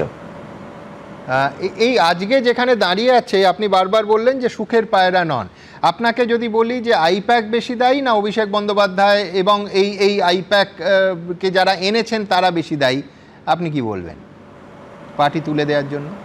আমি কোনো কারণ নামে এখানে কুৎসা করতে বসে নেই, কিন্তু নীতি নিয়ে আমাদের লড়াই, মানুষের সাথে কাজ করা নিয়ে আমাদের লড়াই, দেশের স্বার্থে আমাদের লড়াই। আমাদের দেশ যে বিপন্নতায় ভুগছে, সেজন্য আমরা একসঙ্গে সবাই মিলে কাজ করে দেশকে সুরক্ষিত রাখতে চাই। আমরা দেশ গঠনে অংশগ্রহণ করতে চাই, রাষ্ট্র গঠনে কাজ করতে চাই, আমাদের রাজ্য গঠনে কাজ করতে চাই, মানুষের স্বার্থে কাজ করতে চাই। আমার শেষ প্রশ্ন, যে এই দেশ গঠন এবং কাজ করার ক্ষেত্রে আরও কি সুবিধা হবে না যদি মন্ত্রিসভার আপনারা পার্ট হন? সেটা পরে ভাবা যাবে। আগে তো এই সিদ্ধান্তটা জমা দেওয়া হলো, নিজেরা আলাপ আলোচনা করে আমরা দেখব যে আমরা যদি এখন কাজ করতে পারি কেন্দ্রীয় সরকার এবং রাজ্য সরকারের সহযোগিতায় মানুষের স্বার্থে, যারা নির্বাচনে কিন্তু মত দিয়েছেন আমাদের বিপক্ষে, তাদের মতকে মান্যতা দিয়ে, তাদেরকে স্বীকৃতি দিয়ে আমরা তাদের স্বার্থে কাজ করতে চাই। তাহলে কি লোকসভার ছবিটা কিরকম হবে? মানে দুটো তৃণমূল, মমতাপন্থী তৃণমূল, কাকলিপন্থী তৃণমূল, এইরকম বিভাজন হলো? মানে আমি বলছি চেহারাটা কিরকম হবে? বসার জায়গা তো আমার ধারণা চিঠিতে, ছোট্ট মানুষ, আমি ক্ষুদ্র মানুষ। হ্যাঁ হ্যাঁ, কিন্তু আমি বলছি আপনি 20 জন সংসদীয় রাজনীতিতে, কাকলিদি আপনিও মানবেন, এই 20 জন সংখ্যাটা বিপুল। 20 জনের আপনি নেত্রী, এই মুহূর্তে 28 জনের মধ্যে 20 জনের আপনার সঙ্গে, আপনার নেতৃত্বে তারা সই করেছেন, স্বাক্ষর, সেই সই মাননীয় স্পিকারের কাছে গেছে। সুতরাং আপনি ক্ষুদ্র বলতে পারেন বিনয় করে, কিন্তু আমি বলছি এর সিদ্ধান্ত নেওয়ার দায়িত্ব আপনাদের প্রত্যেকে যৌথ নেতৃত্বে, কিন্তু আপনার তো বটেই। আমি বলছি এর ভবিষ্যতে আমরা কি দেখতে চলেছি? দুটো তৃণমূল নাকি একটা তৃণমূল কাকলি ঘোষ দস্তিদারের নেতৃত্বে? আমি একজন কর্মী হিসেবে থাকতে চাই, কর্মী হিসেবেই কাজ করতে চাই, যার জন্য মাসখানেক আগে আমি জেলা সভাপতির পদ থেকে ইস্তফা দিয়ে বলেছিলাম আমি কর্মী হিসেবে থাকতে চাই। কিন্তু এমন সব লেলিয়ে দিয়েছিলেন যে যারা আমায় গালাগালি দিল দুবেলা, তাদের কিন্তু কোনো পারিবারিক ইতিহাস নেই রাষ্ট্র গঠনে, তাদের পারিবারিক ইতিহাস নেই মমতা বন্দ্যোপাধ্যায়ের সঙ্গে 40 বছর কাজ করার। আমি যখন প্রথম নির্বাচনে দাঁড়িয়েছি তখন বোধহয় যে সবচেয়ে বেশি গালাগালি দিচ্ছে সে স্কুলে পড়তো। সুতরাং আমি তো খুব নগণ্য মানুষ, আমি কি করব? আমি মানুষের কাজ করব। কাকলিদি, রাষ্ট্র গঠনের কথা হচ্ছে, আমি একদম সাম্প্রতিক ইতিহাস বলি যে শিবসেনা যখন ভাঙলো তখন কিন্তু একনাথ শিন্ডের নেতৃত্বে সংখ্যাগরিষ্ঠ শিবসেনা এনডিএ শরিক হয়ে গেল এবং কার্যত সিম্বল পেল। এনসিপি, আপনার মনে থাকবে খুব বেশি দিন আগে নয়, অজিত পাওয়ার তখন বেঁচে, সংখ্যাগরিষ্ঠ এনসিপি সাংসদ এইরকমই তারা অজিত পাওয়ারের সঙ্গে চলে গেলেন এবং এনডিএ শরিক হলেন। আজকে অফিসিয়ালি এনডিএ শরিক আপনারা একেবারে ঘোষণাও করেছেন। আমি বলছি এবার নেক্সট কি আপনারা কি সিম্বলটা দাবি করবেন? আবার বলছি 28-এর মধ্যে 20, আমি যদি 20ও ধরি সেটা তো মেজরিটি আপনার সঙ্গে, মোর দ্যান 2/3। আমরা চিঠি দিয়েছি, এখন অবধি কোনো উত্তর আসেনি, এবং কাজ করতে গিয়ে যদি আমরা দেখি যে আমরা ভালোভাবে কাজ করতে পারছি, মানুষ আমাদের নিচ্ছেন, আমাদের সঙ্গে মানুষ আছে, আমরা মানুষের দরবারে যাব এখান থেকে ফিরে গিয়ে, এলাকার মানুষের কাছে, রাজ্যের মানুষের কাছে যে মতামত মানুষ দেবেন আমরা সেই পথে চলব। আমার শেষ প্রশ্ন, রাজ্যের মানুষের এবং এলাকার মানুষের কাছে আপনি যাবেন, কিন্তু কিছুদিন আগে ভোটে বিজেপির বিরুদ্ধে লড়েছেন এবং বিজেপি বিরুদ্ধে যারা ছিলেন তারা, আমি ধরে নিচ্ছি, আপনাকে ভোট দিয়েছেন। তো এই বিজেপিরকে সমর্থন করার ইস্যুতে যদি তারা অখুশি হন? আমি তো বললাম মানুষের কাছে যাব, তাদের মতামত নেব, আমরা মিটিং ডেকে কথা বলবো, প্রত্যেকে যে যার এলাকায়। আমরা এলাকার স্বার্থে গেছি, আমরা এলাকার উন্নয়নের স্বার্থে গেছি। অনুন্নয়ন যেখানে যেখানে রয়েছে, শিক্ষাক্ষেত্রে, স্বাস্থ্যক্ষেত্রে আরজিকরের মতন ঘটনা ঘটেছে, নৃশংস ঘটনা ঘটেছে, তার কোনো সুরাহা আজ অবধি হয়নি কিন্তু। এবং বাংলার বুকে আমরা যেভাবে দেখেছি যে সবাই তো মিথ্যে কথা বলছে না, এই যে ধরুন একটা পঞ্চায়েতে ঘর দিতে গেলে টাকা নেওয়া, জলের লাইন দিতে গেলে টাকা নেওয়া, বিভিন্ন জায়গায় যেগুলো ঘটেছে এগুলো তো অন্যায় হয়েছে। সেই অন্যায়ের যদি আমরা দায় স্বীকার করে মানুষের কাছে গিয়ে তাদের মতামত নিই, তাহলে আমার মনে হয় যে আমরা সঠিক সিদ্ধান্ত নিতে পারবো।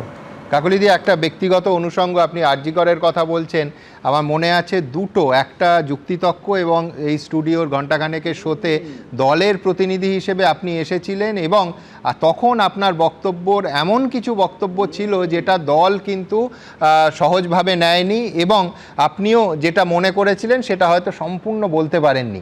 আমি বলছি দলের মধ্যে এই যে ইস্যুগুলো আপনাদের যন্ত্রণা দিয়েছিল, আরজিকর, শিক্ষা দুর্নীতি, এইগুলো নিয়ে শীর্ষ নেতৃত্বের সঙ্গে, মমতা বন্দ্যোপাধ্যায়দের সঙ্গে কথা হয়েছে যে আপনারা দলের ভেতর থেকে যন্ত্রণা পাচ্ছেন, অথচ দল সম্পূর্ণ উল্টো অবস্থান নিয়েছে, আপনাদেরই স্টুডিওতে পাঠানো হয়েছিল, তো এই নিয়ে কোনো কথা হয়েছিল? এটা আপনি সঠিক কথাই বলেছেন, সেই সময় আমাদের কিছুটা মুখ বন্ধ ছিল। এবং আর একটা বিষয় ছিল, যা আমরা বলেছি সেটা কিন্তু সবটা আমাদের বক্তব্য নয়। আপনাকে আমাদেরই একজন সতীর্থ প্রাক্তন সাংসদ বলেছেন যে স্পোক্সপারসন হিসেবে তাদেরকে লিখে দেওয়া হয়েছিল, তাই তিনি বলেছেন। সেরকমভাবে কিন্তু এই আইপ্যাকই আমাদের লিখে দিত, অফিস থেকে লিখে দিত কি বলতে হবে, তার বাইরে আমরা যেতে পারতাম না। সুতরাং সে যন্ত্রণা তো আমাদের ছিল। বলেছিলেন দলকে যে এই বিষয়গুলোতে মানুষের ফিডব্যাক অন্যরকম? অনেক কিছু বলেছিলাম, বকুনিও খেয়েছিলাম, অবজ্ঞাও, অবহেলা সবকিছু সহ্য করতে করতে আর পারা গেল না। অনেক ধন্যবাদ কাকলিদি। নিঃসন্দেহে আপনি খুব ছোট মানুষ, কর্মী বললেন, কিন্তু আপনার নেতৃত্বে যে অংশটা তৈরি হলো, পশ্চিমবঙ্গ তো বটেই, গোটা দেশের নজর সেইখানে। আবার বলছি, সংখ্যা খুব বড় ব্যাপার। 28-এর মধ্যে 21 জনের স্বাক্ষর আছেন কাকলি ঘোষ দস্তিদারকে নেত্রী মেনে। অনেক ধন্যবাদ কাকলিদি। অবশ্যই কৃষাণুর উত্তরে আসবো। আইপ্যাক লিখে দিত, আচ্ছা এখন আইপ্যাক তো নেই, এখন কে লিখে দিচ্ছে? তো এই স্টুডিওতে এলে আমি জানি না, তুমি আমাকে কখনো পড়ে দেখতে বলো না। টকিং পয়েন্টস নিশ্চয়ই পার্টির অবস্থান, পার্টি লাইন নিশ্চয়ই পার্টি সবসময় দেয়, কিন্তু তার বাইরে কেউ কি বলতে হবে সেটা নিজস্ব বিবেক বা নিজের বিচার বুদ্ধি, নিজের রাজনীতি, নিজের দলের অবস্থান, এই সব দিকে ক্ল্যারিটি হয়। আমার এগুলো জানা নেই। উনি অনেক দিন রাজনীতি করেছেন, উনি অনেক সিনিয়র মানুষ, উনি হয়তো অনেক বিশেষ বিশেষ ঘটনা জানেন। আমি অন্তত আমার কাছে যা আছে যে সম্ভবত গত 27 মে উনি আমার রাজ্য সভাপতি সুব্রত বক্সিকে একটা দলের সব পদ থেকে অব্যাহতি চেয়ে উনি একটা চিঠি দিয়েছিলেন, এবং তারপরে 20 তারিখে, তার আগে আমার নেত্রী এই চিঠিটা, এটা ওম বিড়লা, যিনি স্পিকার পার্লামেন্টের, ওনাকে, লোকসভা স্পিকার, ওনাকে দিয়েছিলেন যে আমাদের চিফ হুইপ চেঞ্জ হয়ে যাচ্ছে। তো আমি জানি না যে চিফ হুইপ চেঞ্জ হয়ে গেছে, এটা তো আমরা পাবলিক স্পেসেও যারা সোশ্যাল মিডিয়া বা খবর রাখি, মিডিয়াতেও এটা এসছে যে তৃণমূল তার চিফ হুইপ চেঞ্জ করে দিয়েছে। তো তারপরে চিফ হুইপ হিসেবে যদি কেউ করে তাহলে তো সেটা তো ইললিগাল বা ইললেজিটিমেট ব্যাপারটা হচ্ছে। আবার আমি তো মানে দীর্ঘদিনে অনেকারুর অনেক অভিজ্ঞতা আছে, আমরা অনেক স্টিং অপারেশন দেখেছি, অনেক ভিডিও দেখেছি। হ্যাঁ, সেই ভিডিও জনিত অনেক সখ্যতা হয় বা অনেক শত্রুতা হয়, আমার জানা নেই। আমি একটা জিনিস বলতে পারবো, আমি বলছি যারা তদন্ত করেছেন তারাও প্রায় রিটায়ার করে গেছেন। বলছি হ্যাঁ, তারও তদন্ত করুক না, আমি তো আহ্বান জানাবো। রাজ্য সরকার, ডবল ইঞ্জিনের সরকার, কেন্দ্র সরকার, নারদার তদন্তটা ভালো করে হোক। আচ্ছা, 16 থেকে 26-এ 10 বছর পরে 1 ডিকেড।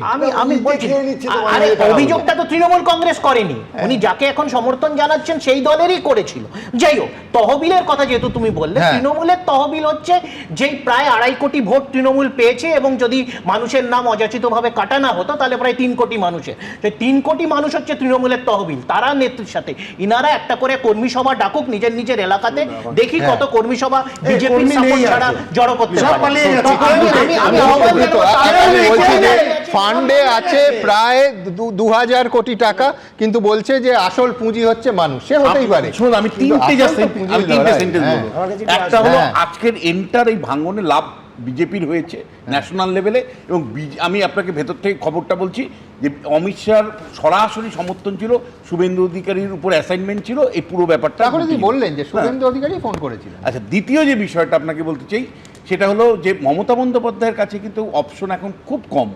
যে ঐতিহাসিক কারণে তিনি দল ভেঙে এসে বামেদের পরাজিত করেছিলেন, আজকে সেই সময় আবার এসেছে ঐতিহাসিকভাবে কংগ্রেসের সাথে বিলীন হয়ে যাওয়া, তাহলে তার ওনার মানটা অন্তত রক্ষা হবে।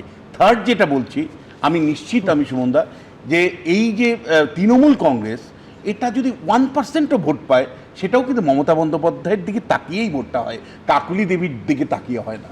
সুমন, আমি একটা কথা বলি, আজ কাকুলি দেবীর একটা ইন্টারভিউ আপনি দেখালেন, আমার জাস্ট দুটো লাইভ হলো, লাইভ দেখালেন তো। খুন, ধর্ষণ, পাচার, রাহাজানি, আরজিকর, বকটুই, মধ্যমগ্রাম, বারাসাত, সব তো এনাদের সামনে হয়েছে। শিক্ষিত মানুষ, এরা ক্রিম অফ দ্য সোসাইটি। মধ্যমগ্রামটা কোন জেলা? মধ্যমগ্রামটা কোন জেলা? একবারও মনে হলো না প্রতিবাদ করি? একবারও মনে হয়নি?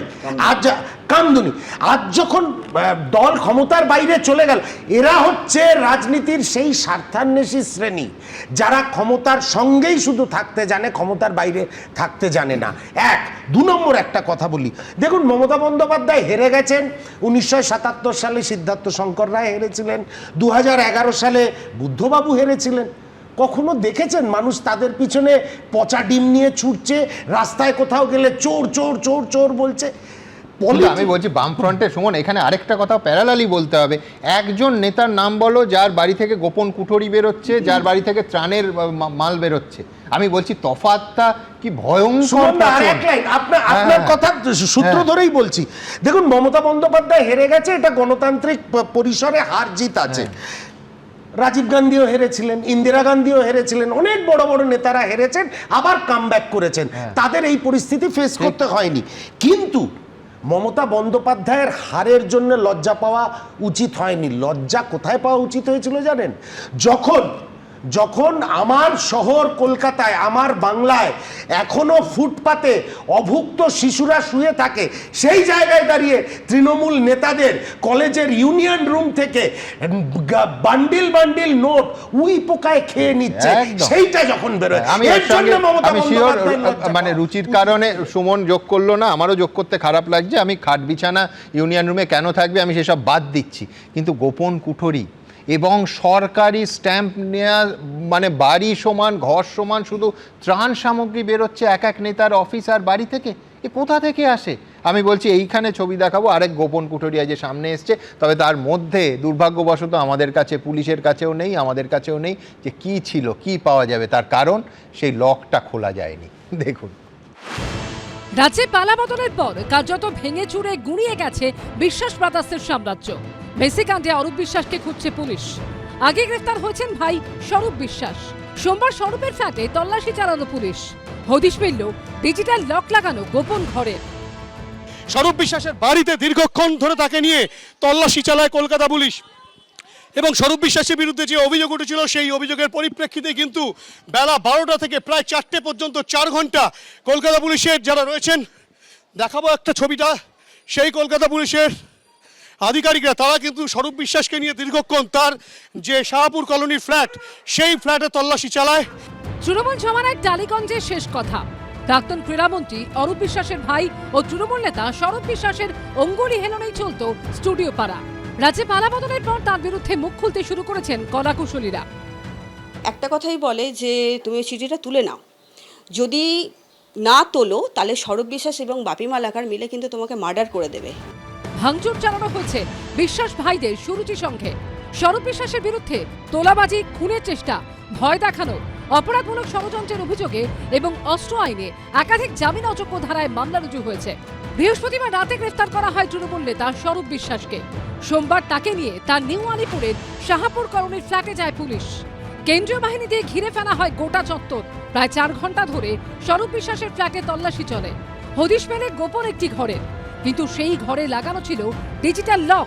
সেটি খুলতে ডেকে আনা হয় এক চাবিওয়ালাকে। অটোমেটিক লক যেটা হয়, অটোমেটিক লক, অ্যাডভান্স লক করা, আমরা হাতে তৈরি হয় না, ওটা মেশিনে তৈরি হবে, আর নাহলে ভেঙে চুরে বার করতে হবে। তো ভেঙে চুরে বার করতে হলে আমি পারসন নাইলে পাবো না, ওনার জানালাম কম্পিউটার লক হয়। হ্যাঁ, ভিতরে ঘরে। শেষ অবধি খোলা যায়নি ডিজিটাল লক, কিন্তু কি রয়েছে এই গোপন ঘরে? ডিজিটাল তালার আড়ালে কোন রহস্য লুকিয়ে? পাসওয়ার্ডই বা কার কাছে রয়েছে? স্বরূপ বিশ্বাসের গুপ্ত ঘর নিয়ে তৈরি হয়েছে ধোঁয়াশা। কি সম্পদ আছে ডিজিটাল তালা দেওয়া অত্যাধুনিক প্রযুক্তির ব্যবহার করে, কি এমন লুকিয়ে রাখা হয়েছে? এ তো খুললে পরে তবে বোঝা যাবে, তাছাড়া তো বোঝা যাবে না।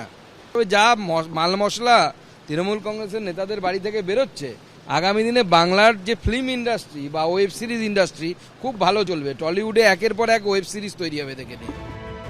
সূত্রের খবর, তল্লাশির পাশাপাশি স্বরূপ বিশ্বাসের পরিবারের সদস্যদের সঙ্গেও কথা বলে পুলিশ। এখন সবার নজর গোপন কুঠুরির দিকে। কি বেরোয় সেখান থেকে সেদিকে। হিন্দলদের রিপোর্ট, এবিপি আনন্দ, কলকাতা। শুনু, রাজনীতির স্ববিরোধিতার কথায় আসছি না, কিন্তু আমার হঠাৎ করে মনে পড়লো যে সময় বিজেপির কর্মীরাও তো খুব লড়াই করেছেন একটা সময় ধরে। আপনার যে একটা যুক্তিতক্ক অনুষ্ঠানে দেখেছিলাম, অগ্নিমিত্রাদি এবং কাকলি ম্যাডাম ছিলেন, এবং এই যে তাদের মধ্যে যে সম্পর্ক, সেই ক্লিপিংস আবার মানুষের মনে আসবে, আপনারা দেখাতেও পারেন, ভাইরাল হলে। উনি শাড়ি টাড়ি ছাপেন, কিন্তু আজ ওনার বক্তৃতাতে দেখলাম যে উনি ভালো নাটকও করতে পারেন। Don't talk like that without knowing. আপনি জানেন না কার সঙ্গে কথা বলছেন। এবং ব্যক্তিগতভাবে আমি জানতাম যে ওনার নামটা, আমি শ্রীমতী অগ্নিমিত্রা পাল ঈশ্বরের নামে শপথ করিতেছি।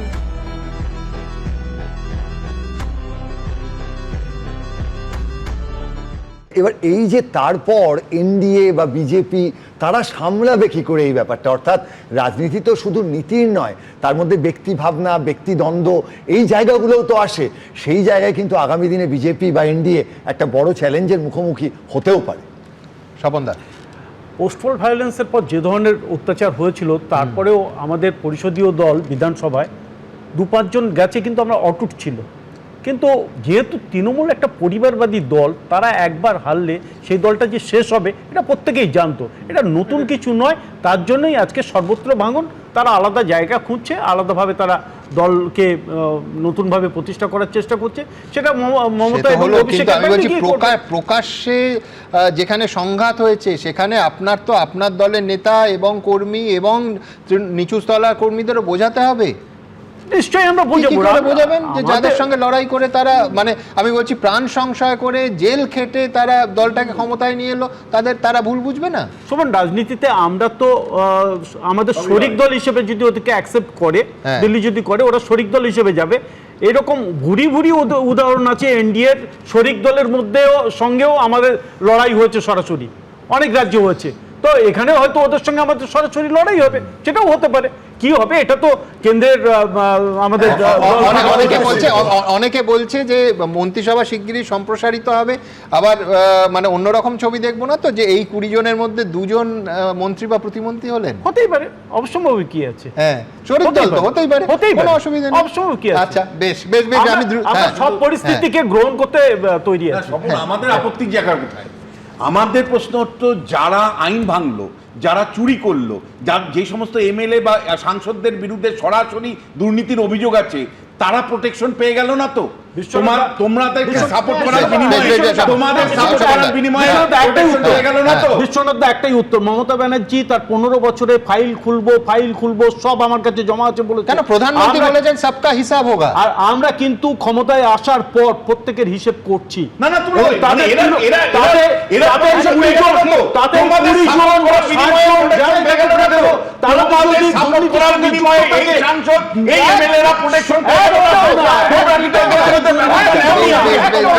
আমি এবার একটু ছবিটা পাল্টানো বলি। দেখুন, অনুষ্ঠানের শুরু থেকে বলছি ছবিটা কি দ্রুত পাল্টে যায়। মমতা বন্দ্যোপাধ্যায় এবং শোনা যাচ্ছে মালা রায় কাউন্সিলরদের মিটিংয়ে ডেকেছিলেন। এই মুহূর্তে তৃণমূলের কাউন্সিলরের সংখ্যা কত? 144 জনের মধ্যে 138 জন। তাদের মধ্যে 10 থেকে 15 জনের বেশি নাকি হাজির হওয়া সম্ভব নয় বলে দিলেন। সেই জন্য মিটিং ক্যান্সেল হয়ে গেল। শটান মমতা বন্দ্যোপাধ্যায় দিল্লি চলে গেলেন, মিটিংটা সেদিন হয়নি এবং 2 সপ্তাহের মধ্যে দ্বিতীয়বার মিটিং ক্যান্সেল হলো। কি বিস্ময়কর! আজকে কর্পোরেশনে পুর কমিশনার মিটিং ডেকেছিলেন, সেখানে কিন্তু 24 জন তৃণমূল কাউন্সিলর হাজির হয়ে গেলেন। মানে যারা শনিবার যেতে পারেননি তারা কিন্তু সোমবার গেলেন। আমি আবার বলছি, ছবিটা খুব দ্রুত পাল্টাচ্ছে পুরসভা স্তরে, বিধানসভা স্তরে এবং অবশ্যই আজকে আমরা দেখলাম সংসদ স্তরে, মানে জাতীয় স্তরে। রবিবার তৃণমূল কাউন্সিলরদের নিয়ে বৈঠক ডেকেছিলেন কলকাতা পুরসভার চেয়ারপারসন মালা রায়, কিন্তু সূত্রের খবর তৃণমূল ভবনে ডাকা এই বৈঠকে বেশিরভাগ তৃণমূল কাউন্সিলরই আসতে চাননি, ফলে বৈঠক বাতিল করে দিতে হয়। অথচ এর 24 ঘন্টারও কম ব্যবধানে সোমবার পুর কমিশনারের ডাকা বৈঠকে হাজির হলেন উত্তর কলকাতার প্রায় 50% তৃণমূল কাউন্সিলর। এলেন একজন তৃণমূল বিধায়কও। পুর কমিশনারের ডাকা বৈঠকে উত্তর কলকাতার 55 জন তৃণমূল কাউন্সিলরের মধ্যে উপস্থিত হলেন 24 জন। কর্পোরেশনের কাজ 1 সেকেন্ডের জন্য বন্ধ করে রাখা যায় না। নিশ্চিতভাবে মেয়র সাহেবের কিছু সমস্যা হয়ে থাকতে পারে, মেয়র সাহেব পদত্যাগ করেছেন, কিন্তু কর্পোরেশন আটকে থাকবে না। এখনো পর্যন্ত আমরা কাউন্সিলর পৌর প্রতিনিধি রয়েছি, আমাদের দায় রয়েছে জনগণের, যেহেতু আমরা ভোটে জিতে এসেছি, আমাদের দায়িত্ব একটা থেকেই যায়, আমাদের ওয়ার্ডের প্রতি আমাদের দায় আছে, তো সেক্ষেত্রে আমরা সেই দায়িত্ব পালন করতেই এসেছি। পুরসভার বৈঠকে উপস্থিত ছিলেন বেলেঘাটার তৃণমূল বিধায়ক কুণাল ঘোষও। তৃণমূল দলটাই যদি না থাকে তাহলে তৃণমূলের পৌরসভা কোথায় থাকবে, আর জেলা পরিষদ কোথায় থাকবে, আর বিধায়করা সাংসদরা কোথায় থাকবে? দলটাই তো থাকবে না বলে মনে হচ্ছে। কেমন যেন মনে হচ্ছে কর্পূর যেভাবে উবে যায়, সেরকম তৃণমূল কংগ্রেস দলটাও কর্পূরের মতো উবে যাচ্ছে। এদিকে মেয়র পদ থেকে ফিরহাদ হাকিম পদত্যাগ করায় কলকাতা পুরসভার প্রশাসক পদে বসানো হলো পুর কমিশনার স্মিতা পান্ডেকে। পুর নগরোন্নয়ন দপ্তর তাকে নিয়োগ করলো। অনির্বাণ বিশ্বাস, ব্রতদীপ ভট্টাচার্য ও অর্ণব মুখোপাধ্যায়ের রিপোর্ট, এবিপি আনন্দ। কুমুদ রঞ্জন মল্লিকের কবিতায় আছে, অজয়ের ভাঙনেতে করে বাড়ি ভঙ্গ, তবু নীতি নীতি হেরি নব নব রঙ্গ। তবে নদীর ভাঙন নয়, দলের ভাঙন সামলাতে গিয়েই তৃণমূলের একেবারে হিমশিম দশা।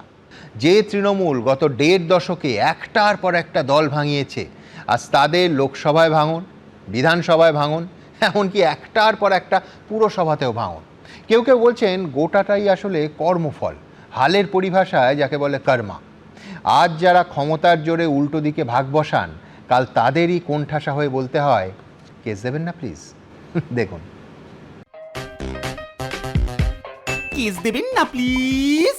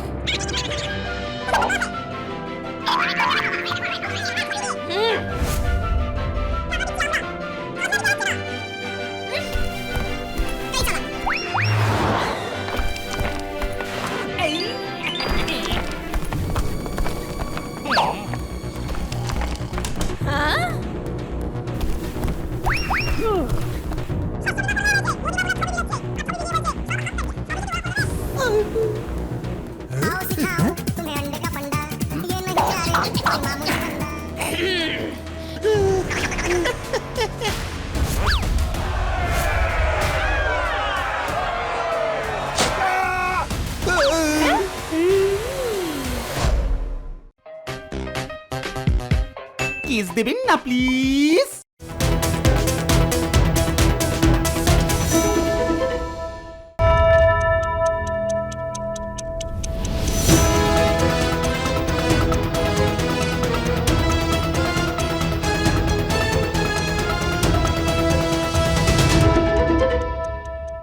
এবিপি আনন্দ, এগিয়ে থাকে, এগিয়ে রাখে।